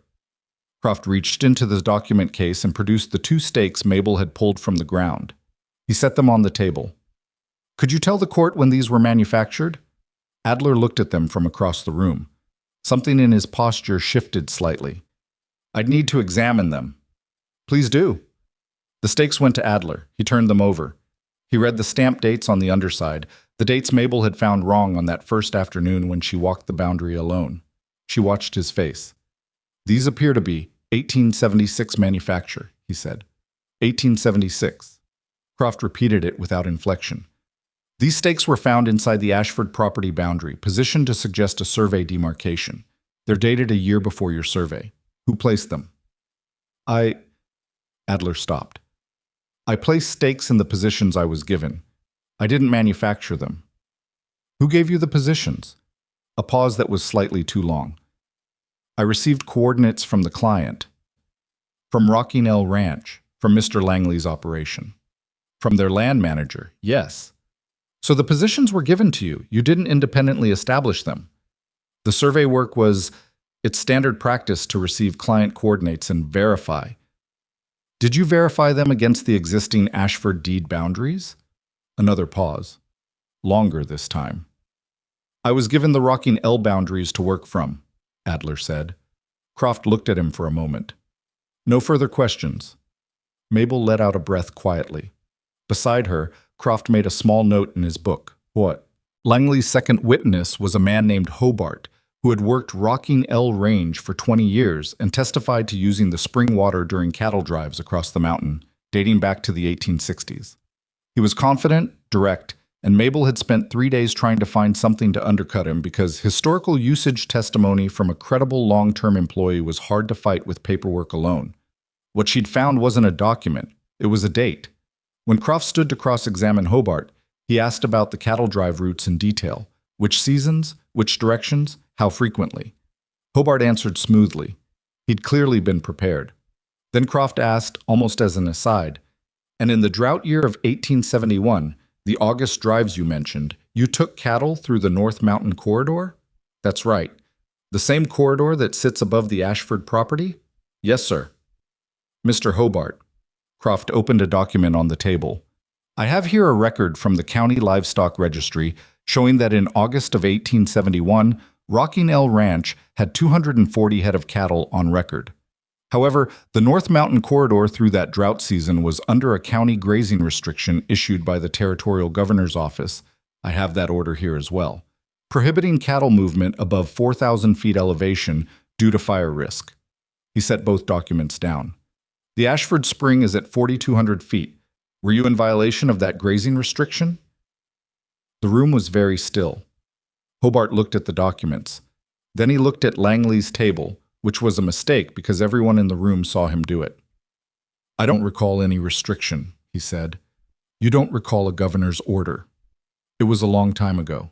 It was 7 years ago, Croft said. And if you didn't drive cattle through that corridor in August of 1871, which the grazing restriction would have prevented, then the specific historical usage event you cited as the foundation of this claim did not occur. He closed the document. No further questions. Hobart stepped down. Kane spent 30 seconds conferring with his assistant in a quiet that felt like something recalibrating. Mabel watched Langley's face. He was still composed, still the careful expression of a man who'd built his position over years and didn't expect one setback to undo it. But something around his eyes was different now, a tightening, a slight adjustment, the look of a man who'd arrived expecting a different room and was now understanding he'd walked into the wrong one. Good. Kane called one more witness, a land assessor who testified to the 1877 reindexing of county records as a routine administrative procedure. He used the word routine 4 times in 5 minutes, which told Mabel everything about how much weight Langley's team was putting on that characterization. If Briggs held up, the routine explanation collapsed.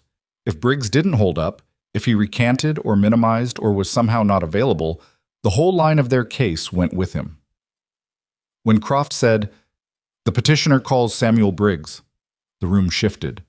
She felt it. The way a room changes when everyone in it knows that the thing that actually matters is about to happen. Briggs walked to the stand looking like a man walking to the edge of something. He was pale, his suit was slightly too warm for the day, and he sat with the careful stillness of someone controlling a physical response. He met Mabel's eyes briefly when he sat, then looked at Croft. Croft led him through it methodically. His position, his tenure, his responsibilities. The 1869 geological assessment, its contents, its relevance to water rights determinations in the county. Then, the reindexing. Mr. Briggs, Croft said, in the spring of 1877, a document designated as Harwick County Geological Survey Assessment Number 14, the 1869 Spring Origin Survey, was reclassified in county records. Can you describe that process? Briggs's hands were flat on the railing in front of him. The document was moved from active survey files to the historical archive category. Who authorized that move? I received a request from the county assessor's office. A written request? Yes. Do you have that document? Briggs reached into the case he'd brought to the stand and produced a folded letter. Croft received it, opened it, read it briefly, and handed it to the judge.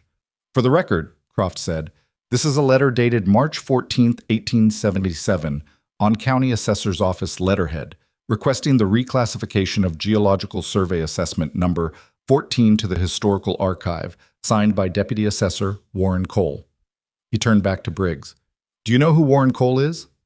He was the Deputy Assessor until 1877. When did he leave that position?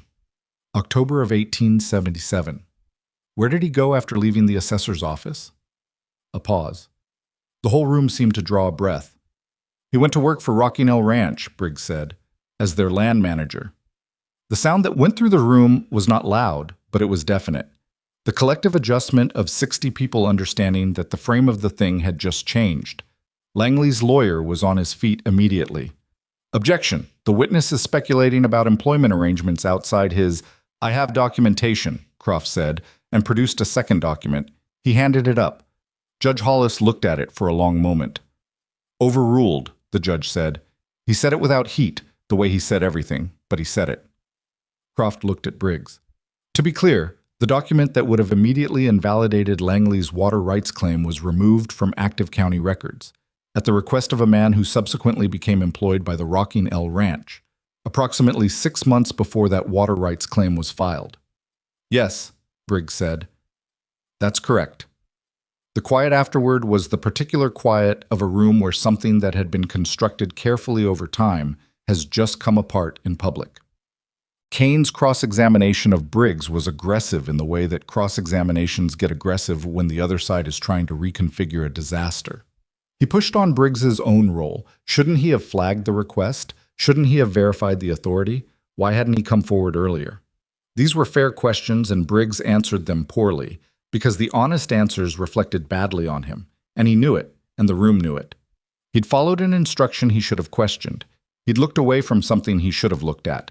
He said so, plainly enough, because at this point plainness was the only currency he had left. It wasn't comfortable. Mabel watched it and felt no satisfaction in Briggs's discomfort. He was not her enemy, and the situation he was in was partly the result of her letter, which she'd written knowing it might have exactly this outcome. What she felt was something more complicated, the particular weight of understanding that getting to true things sometimes cost people something, and that the cost wasn't always borne by the people who deserved to bear it most. When Briggs stepped down, she looked at the judge and thought, now. Croft called Gideon Pruitt. Ruth had pressed Gideon's good shirt before the hearing, and it showed. He sat in the witness chair with the solidity of a man who'd worked the same land for 30 years and was not particularly impressed by lawyers. He presented the water access map, the one with his father's signature and the former mountain landowner's signature, 20 years old, establishing the spring's downstream flow as shared range water. He presented it plainly and answered Kane's cross-examination plainly. Yes, he'd always used that water. Yes, his father before him. No, he'd never had any arrangement with Rockinell that superseded the existing access. Agnes Hicks came after him, with her father-in-law's agreement. Then Adeline Reeves, with the 1865 and 1867 homestead letters. Each one of them sat in that chair and said, in their own language, the same thing. This water has always flowed where it's always flowed, and there was no Langley claim to it. Kane challenged each one. He was thorough, and he was experienced, and he found the edges of each document, the informality of old handshake agreements, the gaps in precise legal language that decades-old letters sometimes contained. He was doing what he'd been paid to do, and he was doing it well enough that Mabel couldn't afford to watch the judge's face and feel comfortable about what she saw. Then Croft called her. She'd known this was coming. She'd known since the night she'd sat at the kitchen table and told Caleb they needed to be prepared for Langley to make the hearing about her, about who she was and how she'd arrived here.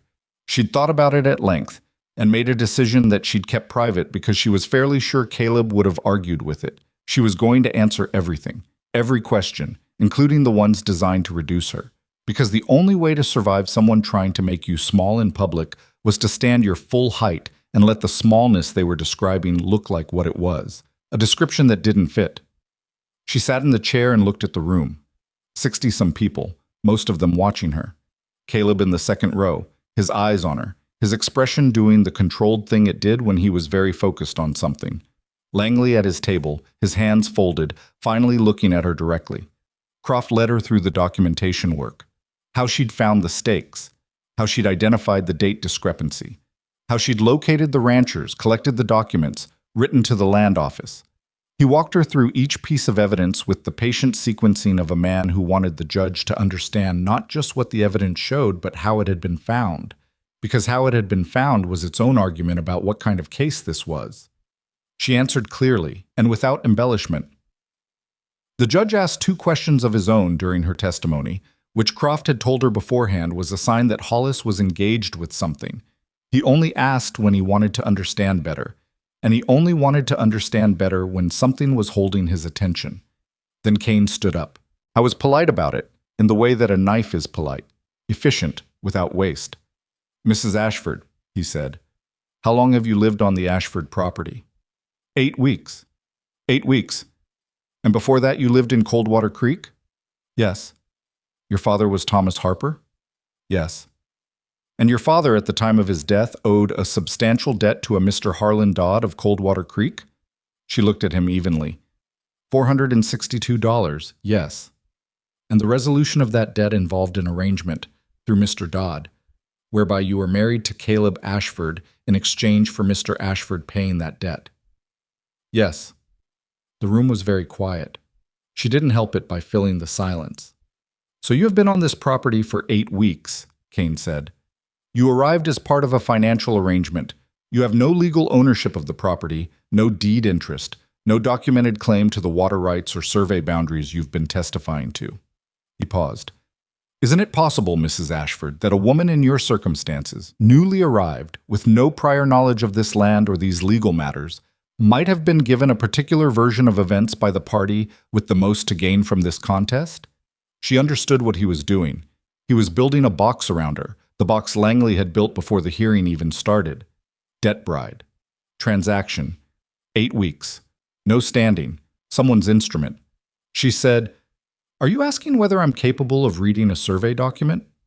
A slight pause. I'm asking whether your understanding of these matters might be incomplete given I found the stakes myself, she said. On a walk I took alone. I recognized the date discrepancy because I read the stamp, compared it to the deed records my husband showed me, and identified the gap. I wrote to the county clerk's office myself, received the water rights filing, read it myself, and identified the legal basis of the claim and its weaknesses. She said it without speed and without aggression, the same way she talked about fence repairs or gelding wounds. I rode to 7 ranches in this valley alone without my husband, and collected documentation that those ranchers provided voluntarily. I wrote to Samuel Briggs based on my own assessment of how the 1869 document might have disappeared from active records. She paused. Which of those actions requires a deed interest to perform? Kane didn't answer that. Lawyers rarely answered questions put to them by witnesses. It wasn't their function. But he'd heard it, and so had 60 other people in the room, and she could feel the shape of the room shifting slightly. You have no legal standing in this property, he said again, trying a different approach. Your testimony is being presented on behalf of your husband's claim. My testimony is being presented because I did the work, she said. My husband can speak to the deed. I'm speaking to what I found in the ground and what I found in the documents. She looked at him steadily. Those are separate things. Kane looked at her for a moment. She thought she saw something move through his professional composure. Not admiration exactly, but something adjacent to recalibration. He tried 2 more lines of questioning, both aimed at the 8 weeks argument, both meeting the same flat wall. She'd done what she'd done. She knew what she knew, and her circumstances of arrival on the property were not a credential either way. When he sat down, the silence that followed had a different quality than the silences earlier in the morning. It was the silence of a room that had made up its mind about something, even if it hadn't said so yet. Croft called Caleb last. Her husband walked to the witness chair with the same economy of movement he brought to everything. No performance, no preparation visible, just a man going where he needed to go. He answered Croft's questions about the deed, the property history, the discovery of the water rights filing, with the same flat precision he used for everything factual. He had the deed. He had always maintained the spring. He had never consented to or been notified of any water rights claim against his property. Then Kane stood up, and Mabel watched carefully, because she knew what Kane had left, the one angle he hadn't fully played yet. "Mr. Ashford," Kane said, "you engaged Harlan Dodd to arrange your marriage, correct?" "I arranged to pay a debt Dodd was holding. The marriage was part of that arrangement, yes." "You paid, in essence, for a wife." "I paid a debt that was already owed," Caleb said, "in exchange for a practical arrangement that benefited both parties. And the wife you acquired through that arrangement, she has now become the central figure in your legal defense." "She's the person who did the work," Caleb said. "I don't see the distinction you're drawing." "The distinction I'm drawing," Kane said, "is between an objective legal witness and a woman who arrived in your household as an obligation and may have certain interests in demonstrating her value to you." The room was very still. Caleb looked at Kane for a long moment. When he spoke, his voice was the same as always, low, flat, without ornamentation. And it was exactly because it was unchanged that it carried what it carried. "My wife found evidence of fraud because she was paying attention to my land. She collected witness testimony because she convinced 7 people that the truth mattered. She identified document suppression because she thought harder about the problem than anyone else did." He paused. "Whether she had a reason to prove herself to me or to anyone else doesn't change what she found. And what she found is what's in front of this court." He said it like he was reporting a weather observation. "This is what happened. This is what is true. Take it or leave it, but the thing itself doesn't change." Kane had no further questions. The recess lasted 40 minutes. Mabel sat with Croft at the petitioner's table while the judge was in his chambers, and she did not talk because there was nothing useful to say. Croft made additional notes in his book. The room shuffled and murmured around them, and she was aware of people looking at her, aware of Caleb's presence behind her, aware of Langley at the other table having a conversation with Kane that she couldn't hear and didn't need to. Gideon Pruitt leaned forward from the row behind and said quietly, "You did well up there." She didn't answer because she wasn't sure yet. Doing well and winning were not always the same thing, and she'd known enough about uncertainty not to call a thing before it was called. Ruth Pruitt touched her shoulder briefly. That was all. When Judge Hollis returned, the room settled into a quiet so complete she could hear the clock on the wall. He read his preliminary findings with the same unhurried delivery he'd used all morning. The 1877 reindexing of the Geological Survey, in light of Warren Cole's subsequent employment by Rockinell Ranch, constituted evidence of deliberate interference with county land records. The 1869 Geological Survey, now restored to active status, established conclusively that the mountain spring originated within the Ashford property boundaries. The historical usage claim presented by Rockinell Ranch relied on testimony about a cattle drive that county records indicated was prohibited by the 1871 grazing restriction, testimony the court found unreliable. The false survey stakes represented unlawful placement of markers on private property. He denied the water rights claim. He ruled the Ashford property boundary as established by the original deed and the 1869 survey. He ordered the false stakes removed and all costs of the proceeding paid by Rockinell Ranch. He referred the matter of Warren Cole and the document suppression to the Territorial Attorney's Office for further investigation. He said all of this in about 4 minutes, in the same level tone he'd used all day, and then he closed his ledger and the room came apart. Not loudly, not all at once. A sound ran through it. Not applause exactly, more like 60 people exhaling at the same time. Gideon Pruitt shook Croft's hand. Agnes Hicks said something to Dale that made him look at the floor in a way that might have been shame or might have been relief. Adeline Reeves put her hand briefly on her older son's arm, and Mabel saw Thomas Reeves's face, the intensity of a young man who had just watched something he would remember for the rest of his life. She sat still for a moment. Let it settle. Then she turned around, and Caleb was right there, standing in the row behind her, waiting for her to turn, with the look on his face that she'd been slowly learning to read. Not the flat, held-in expression. The other one. The one underneath. It's done, he said. The water right part, she said. The attorney's investigation is still Mabel. He said her name the way he had that first time at the kitchen table, careful and deliberate, like something he meant. It's done enough for today. She felt something give way, not collapse, not break, but give way. The way a thing gives way that has been held under tension for a long time and is finally, incrementally, allowed to release. She breathed through it. Yes, she said. All right, today it's done. He put his hand over hers on the table, the same gesture he'd made on the porch rail weeks ago, that brief second of warmth and then gone. Except this time he didn't take it away. She looked down at their hands and then looked up at him and didn't say anything, because some things needed the silence around them to hold their shape, and this was one of them. Across the room, Victor Langley was being spoken to by Kane in a low voice that she couldn't hear. He was still composed. Men like Langley were always composed, right up until they weren't. She watched him for a moment and thought about the wire in the grass and the false stakes and the man named Warren Cole who had quietly misfiled a document in 1877 and then gone to collect his payment.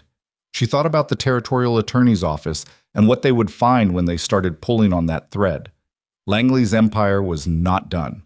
But it had a hole in it now, and the hole had a shape, and the shape was the exact dimensions of what one woman had found when she walked a fence line alone and paid attention to what was in the ground. He looked up and met her eyes across the room, the first time he'd looked at her directly since she'd stood on her porch, and told him she wasn't for sale. His expression was unreadable, and she did not try to read it. She simply held the look long enough to make the point that she was not the one who needed to look away. Then she turned back to Caleb and Elias Croft and the table full of documents that had done their job.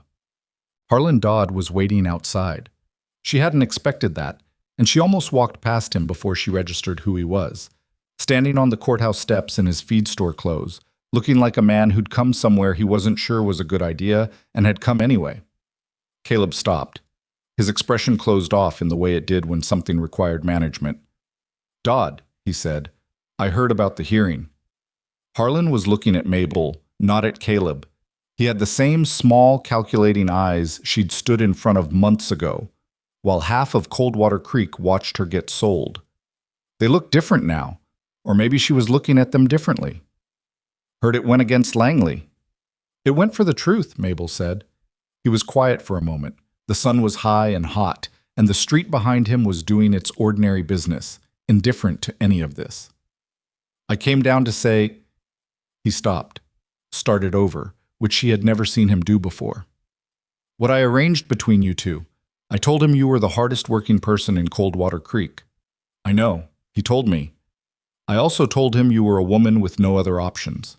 He said it with the flat honesty of a man who has decided that a thing needs to be said plainly or not at all. I said what I said to close the deal, and some of it was true, and some of it was convenient. He looked at her steadily. What you did here, what I'm hearing you did with those water rights, that's not what I expected. What did you expect? A long pause. Honestly, I expected you to survive it. Keep your head down. Get through. He looked at the courthouse door. I didn't expect you to walk in there and take the whole thing apart. She looked at him for a long moment. She thought about the feed store and the blue dress with the patched elbow and the man who'd turned the page of his ledger while her life rearranged itself. And she thought about whether she had anything to say to him that was worth the breath it would take. You sold a woman's future to settle a debt, she said. You used me as a transaction, and you told yourself it was practical. It wasn't the worst thing you could have done, and it wasn't right either. She kept her voice level because this was not a place for anger. Anger required energy she was currently not willing to give him. If you came here to apologize, I've heard it. If you came here because you thought I'd be grateful, I'm not. Not for the arrangement. For what came out of it, yes. But that's mine and Caleb's, not yours. Harlan Dodd looked at her for a moment with the expression of a man receiving something he'd known was coming and had come to receive anyway. Fair enough, he said. He went back down the steps. She watched him go. Caleb stood beside her. He said nothing, which was exactly right. She took a breath of the August air, still hot, still dry, the drought not over and the mountain waiting, and the attorney's investigation just beginning, and everything that came after the hearing still coming. The ranch needed work. Copper needed his morning feed. The north pasture fence had another weak section she'd noted 2 weeks ago and kept meaning to get to. She turned to Caleb. We should start back before dark. We should, he agreed. They walked down the steps together and into the ordinary brightness of the day, and behind them the courthouse held its paper and its decisions, and the particular weight of a morning when the truth had been sufficient.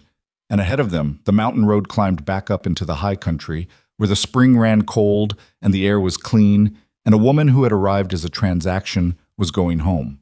The mountain road home was 2 hours of dust and late afternoon light, and they rode most of it without talking, which had stopped being uncomfortable somewhere around the third week, and had become simply the way they moved through silence together, each in their own thoughts, neither requiring the other to fill the air.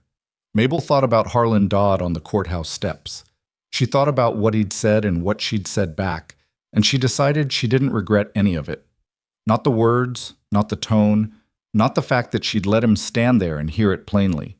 She was not a woman who believed in carrying things longer than necessary, and what she'd said to Harlan had the particular lightness of something finally set down. She thought about Victor Langley's face across the courtroom when Hollis read the decision. The composure that was still there, still intact on the surface, and underneath it the thing that composure was covering, which was not grief, not shame, but the cold recalibration of a man who'd lost one battle and was already thinking about the next. She had no illusions about that. A man like Langley didn't stop because a judge ruled against him. He regrouped. He found new angles. He waited. But the territorial attorney's investigation was not nothing. Warren Cole's name was now in an official record. The false stakes were evidence. Samuel Briggs's statement was in the file.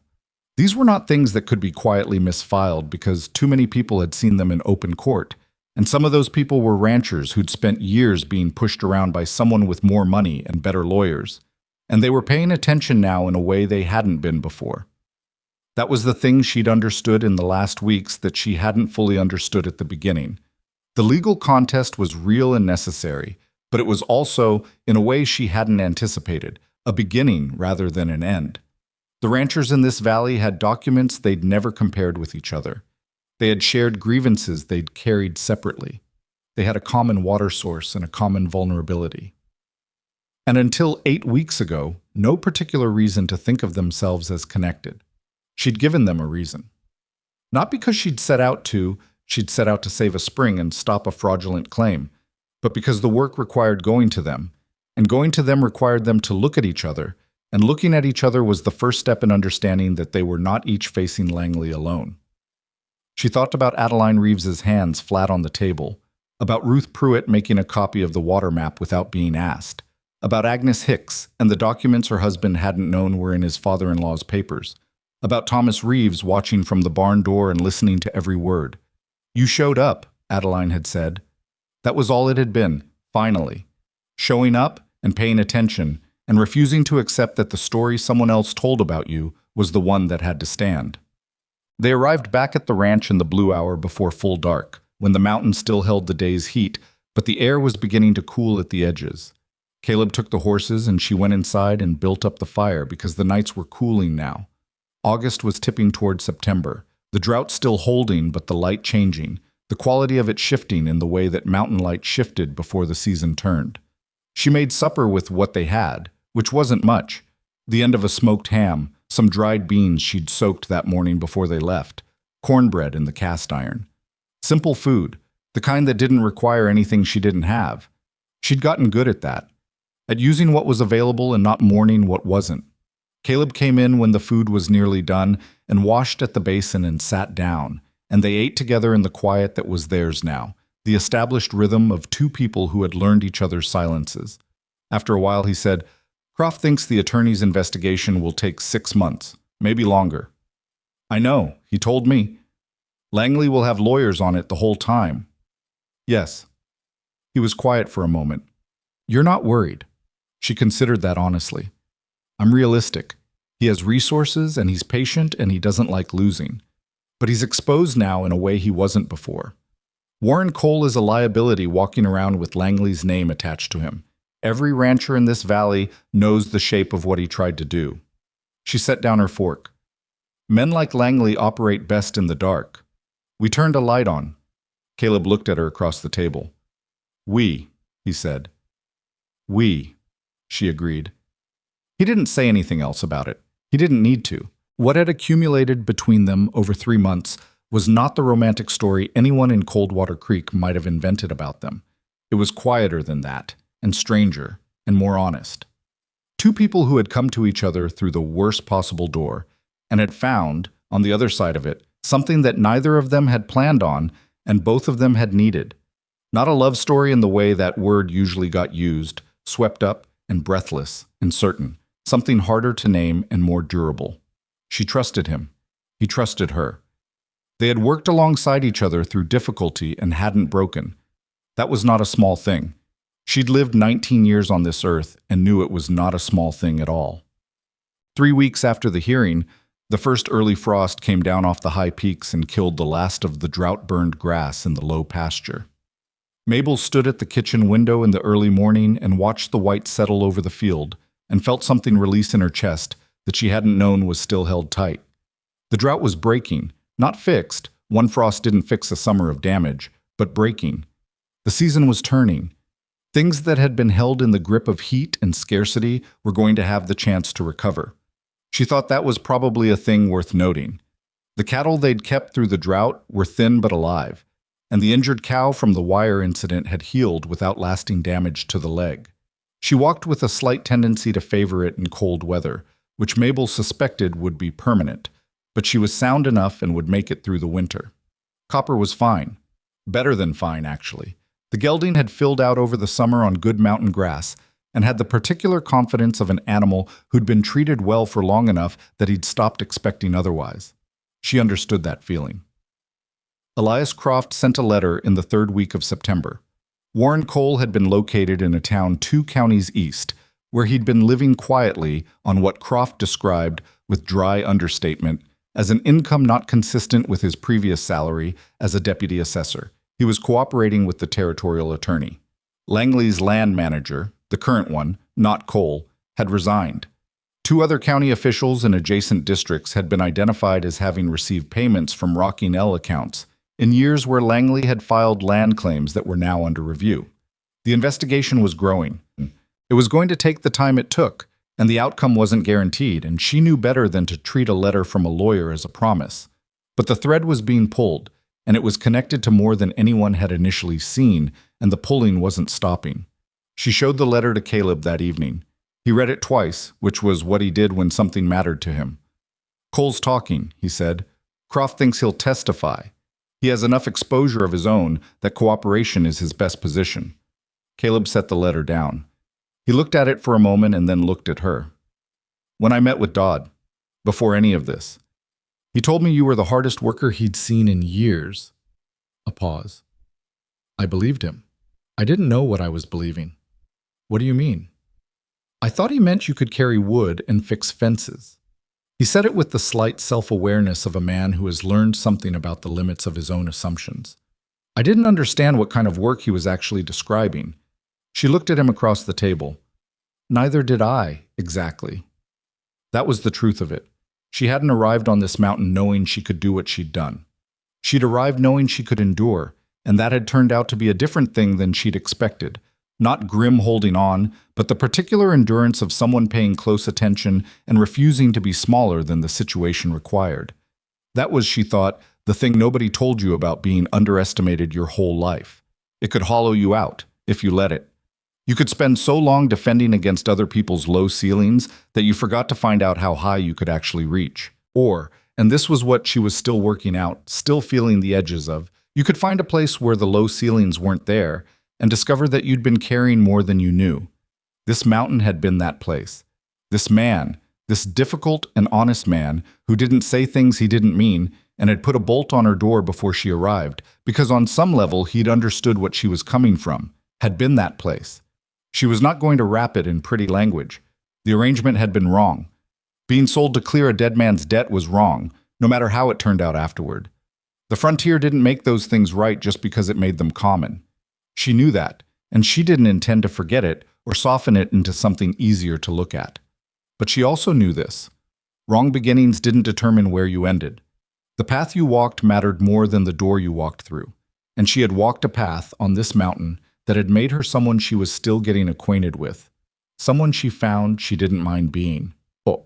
In October, Gideon and Ruth Pruitt came up the mountain for the first time, not for legal business, not to deliver documents, just to visit. Ruth brought preserved peaches and a jar of pickled vegetables she'd put up in the summer, and they sat at the kitchen table for 3 hours while the wind came down off the peaks and the fire in the hearth did its work. Ruth asked about the ranch, about the cattle, about how the water was holding in the small pond above the property now that the frost had broken the drought. She asked in the particular way of a woman who is genuinely interested, not performing interest, and Mabel answered the same way, honestly, including the things that were still difficult and the things that hadn't worked, and the section of north fence that still needed proper repair before the first heavy snow. At some point, the men went outside to look at something Caleb wanted Pruitt's opinion on regarding the barn roof, and Mabel and Ruth were alone at the table with the fire and the peaches and the comfortable silence of two women who had moved past the phase of needing to perform anything for each other. "People in the valley talk about you differently now," Ruth said. Mabel looked at her. "What do they say?" "Different things. Some people say you're sharp, some say you're hard." Ruth considered. "Agnes Hicks says you're the only woman in this county she'd trust in a difficult situation." A pause. "That's high praise from Agnes. She doesn't trust easily." "I know." Mabel looked at the fire. "I don't need them to like me." "No," Ruth agreed, "but it doesn't hurt to know the room has changed." It didn't hurt. She let herself feel that, the quiet change in how the world was holding her now, different from how it had held her in Harlan Dodd's feed store, or in front of the Granger's Crossing Mercantile, with women talking just out of sight, not celebrated, not beloved, just seen more accurately, given a truer shape. It was not everything, but it was not nothing, and she was old enough, despite her 19 years, to know the difference. Ruth left one more thing before they drove the wagon back down the mountain, as the afternoon light went amber and long across the frost-burned grass. She pressed a piece of paper into Mabel's hand, a note from Adeline Reeves, written in the careful penmanship of a woman who'd taught herself from her own children's schoolbooks. "You showed up," it said. "We didn't forget." Mabel folded it and put it in her coat pocket and kept it there. What? The night the first real snow came. Not the frost, but actual snow, an inch on the ground by morning. Caleb built the fire up before she was out of bed, and when she came into the kitchen, the coffee was already made, and he was standing at the window looking out at the white-covered yard with an expression that was, for him, almost peaceful. She stood beside him. The snow had softened every hard edge of the property, the fence lines, the barn roof, the woodpile she'd stacked against the east wall in September. Everything looked quieter. The spring above the house was still running. She could hear it faintly under the silence. "I need to tell you something," he said, still looking out the window. She waited. "I'm going to put your name on the deed." She looked at him. "It should have been there from the beginning," he said. "I've been thinking about how to do it legally. Croft can help with the paperwork. Your name alongside mine." He turned from the window and looked at her directly. "This is your land. You've earned it more thoroughly than I have in 6 years of working it alone." She held the look. Something moved through her, not the cautious, careful thing she'd been managing all these months, but something less managed. Something that had to do with the bolt on the door and the way he said her name, and the 2 hours at the courthouse, and everything that had accumulated between a transaction and this moment in a kitchen with snow falling and coffee made before she was awake. "You don't have to do that," she said. "I know I don't have to." He said it with the same flat certainty he said everything true. "That's why I'm doing it." She looked out at the snow-covered yard and thought about a girl in a blue dress with a patched elbow who had stood in a feed store and been told her life was a ledger entry. Thought about the things that girl had believed about herself then, the low ceiling she'd inherited from the way the world had looked at her. Thought about how much of a person's understanding of themselves came from the accumulated verdict of other people, and how long it took to find out that the verdict was wrong. She had spent her life being told she was too much, too large, too inconvenient, too present in her body. She had also spent her life being told she was not enough, not wanted, not chosen, not worth the ordinary consideration that other women received without asking. Both things at once, the contradiction that the world leveled at women who didn't fit its preferred dimensions. None of it had been true. She knew that now in the clear, unambiguous way that you know a thing only after you've tested it against something real. She was exactly enough. She had always been exactly enough. The world had just needed to be corrected on the point. "All right," she said. He put his hand over hers on the window frame. This time she turned her hand over and held it, and he let her, and they stood at the window while the snow came down over the mountain and the spring ran somewhere above them, and the cattle moved in the lower pasture, and the ranch that had been built by two people who hadn't chosen each other held steady in the cold. There's a thing that people don't say often enough about hard lives, that they produce, in the people who survive them honestly, a quality that easy lives rarely build. Not toughness. Toughness is just suppression wearing a different name, something more like clarity. The ability to see what matters because you've spent enough time in situations where the unnecessary was stripped away by necessity and what remained was real. Mabel Harper Ashford had that quality. She'd been building it for 19 years without knowing that was what she was doing. It had kept her alive and moving forward through everything that had tried to reduce her to a number in a ledger book. And it would keep her here, on this mountain, in this life she hadn't chosen, but had built with her own hands until it was hers, genuinely, legally, fully hers, in a way that no one could take back. The snow kept falling. The spring kept running. The fire in the hearth held the cold at the edges of the room where it belonged. Outside, the valley below was full of ranchers who had spent a summer learning that they were stronger together than apart, and a legal investigation that was still pulling thread, and a man named Langley who had underestimated the wrong woman and would spend a long time understanding what that had cost him. And up on the mountain, two people stood at a kitchen window in the first snow of the season and held on to what they'd made, which was imperfect and hard-won and entirely real. That was enough. That was, in fact,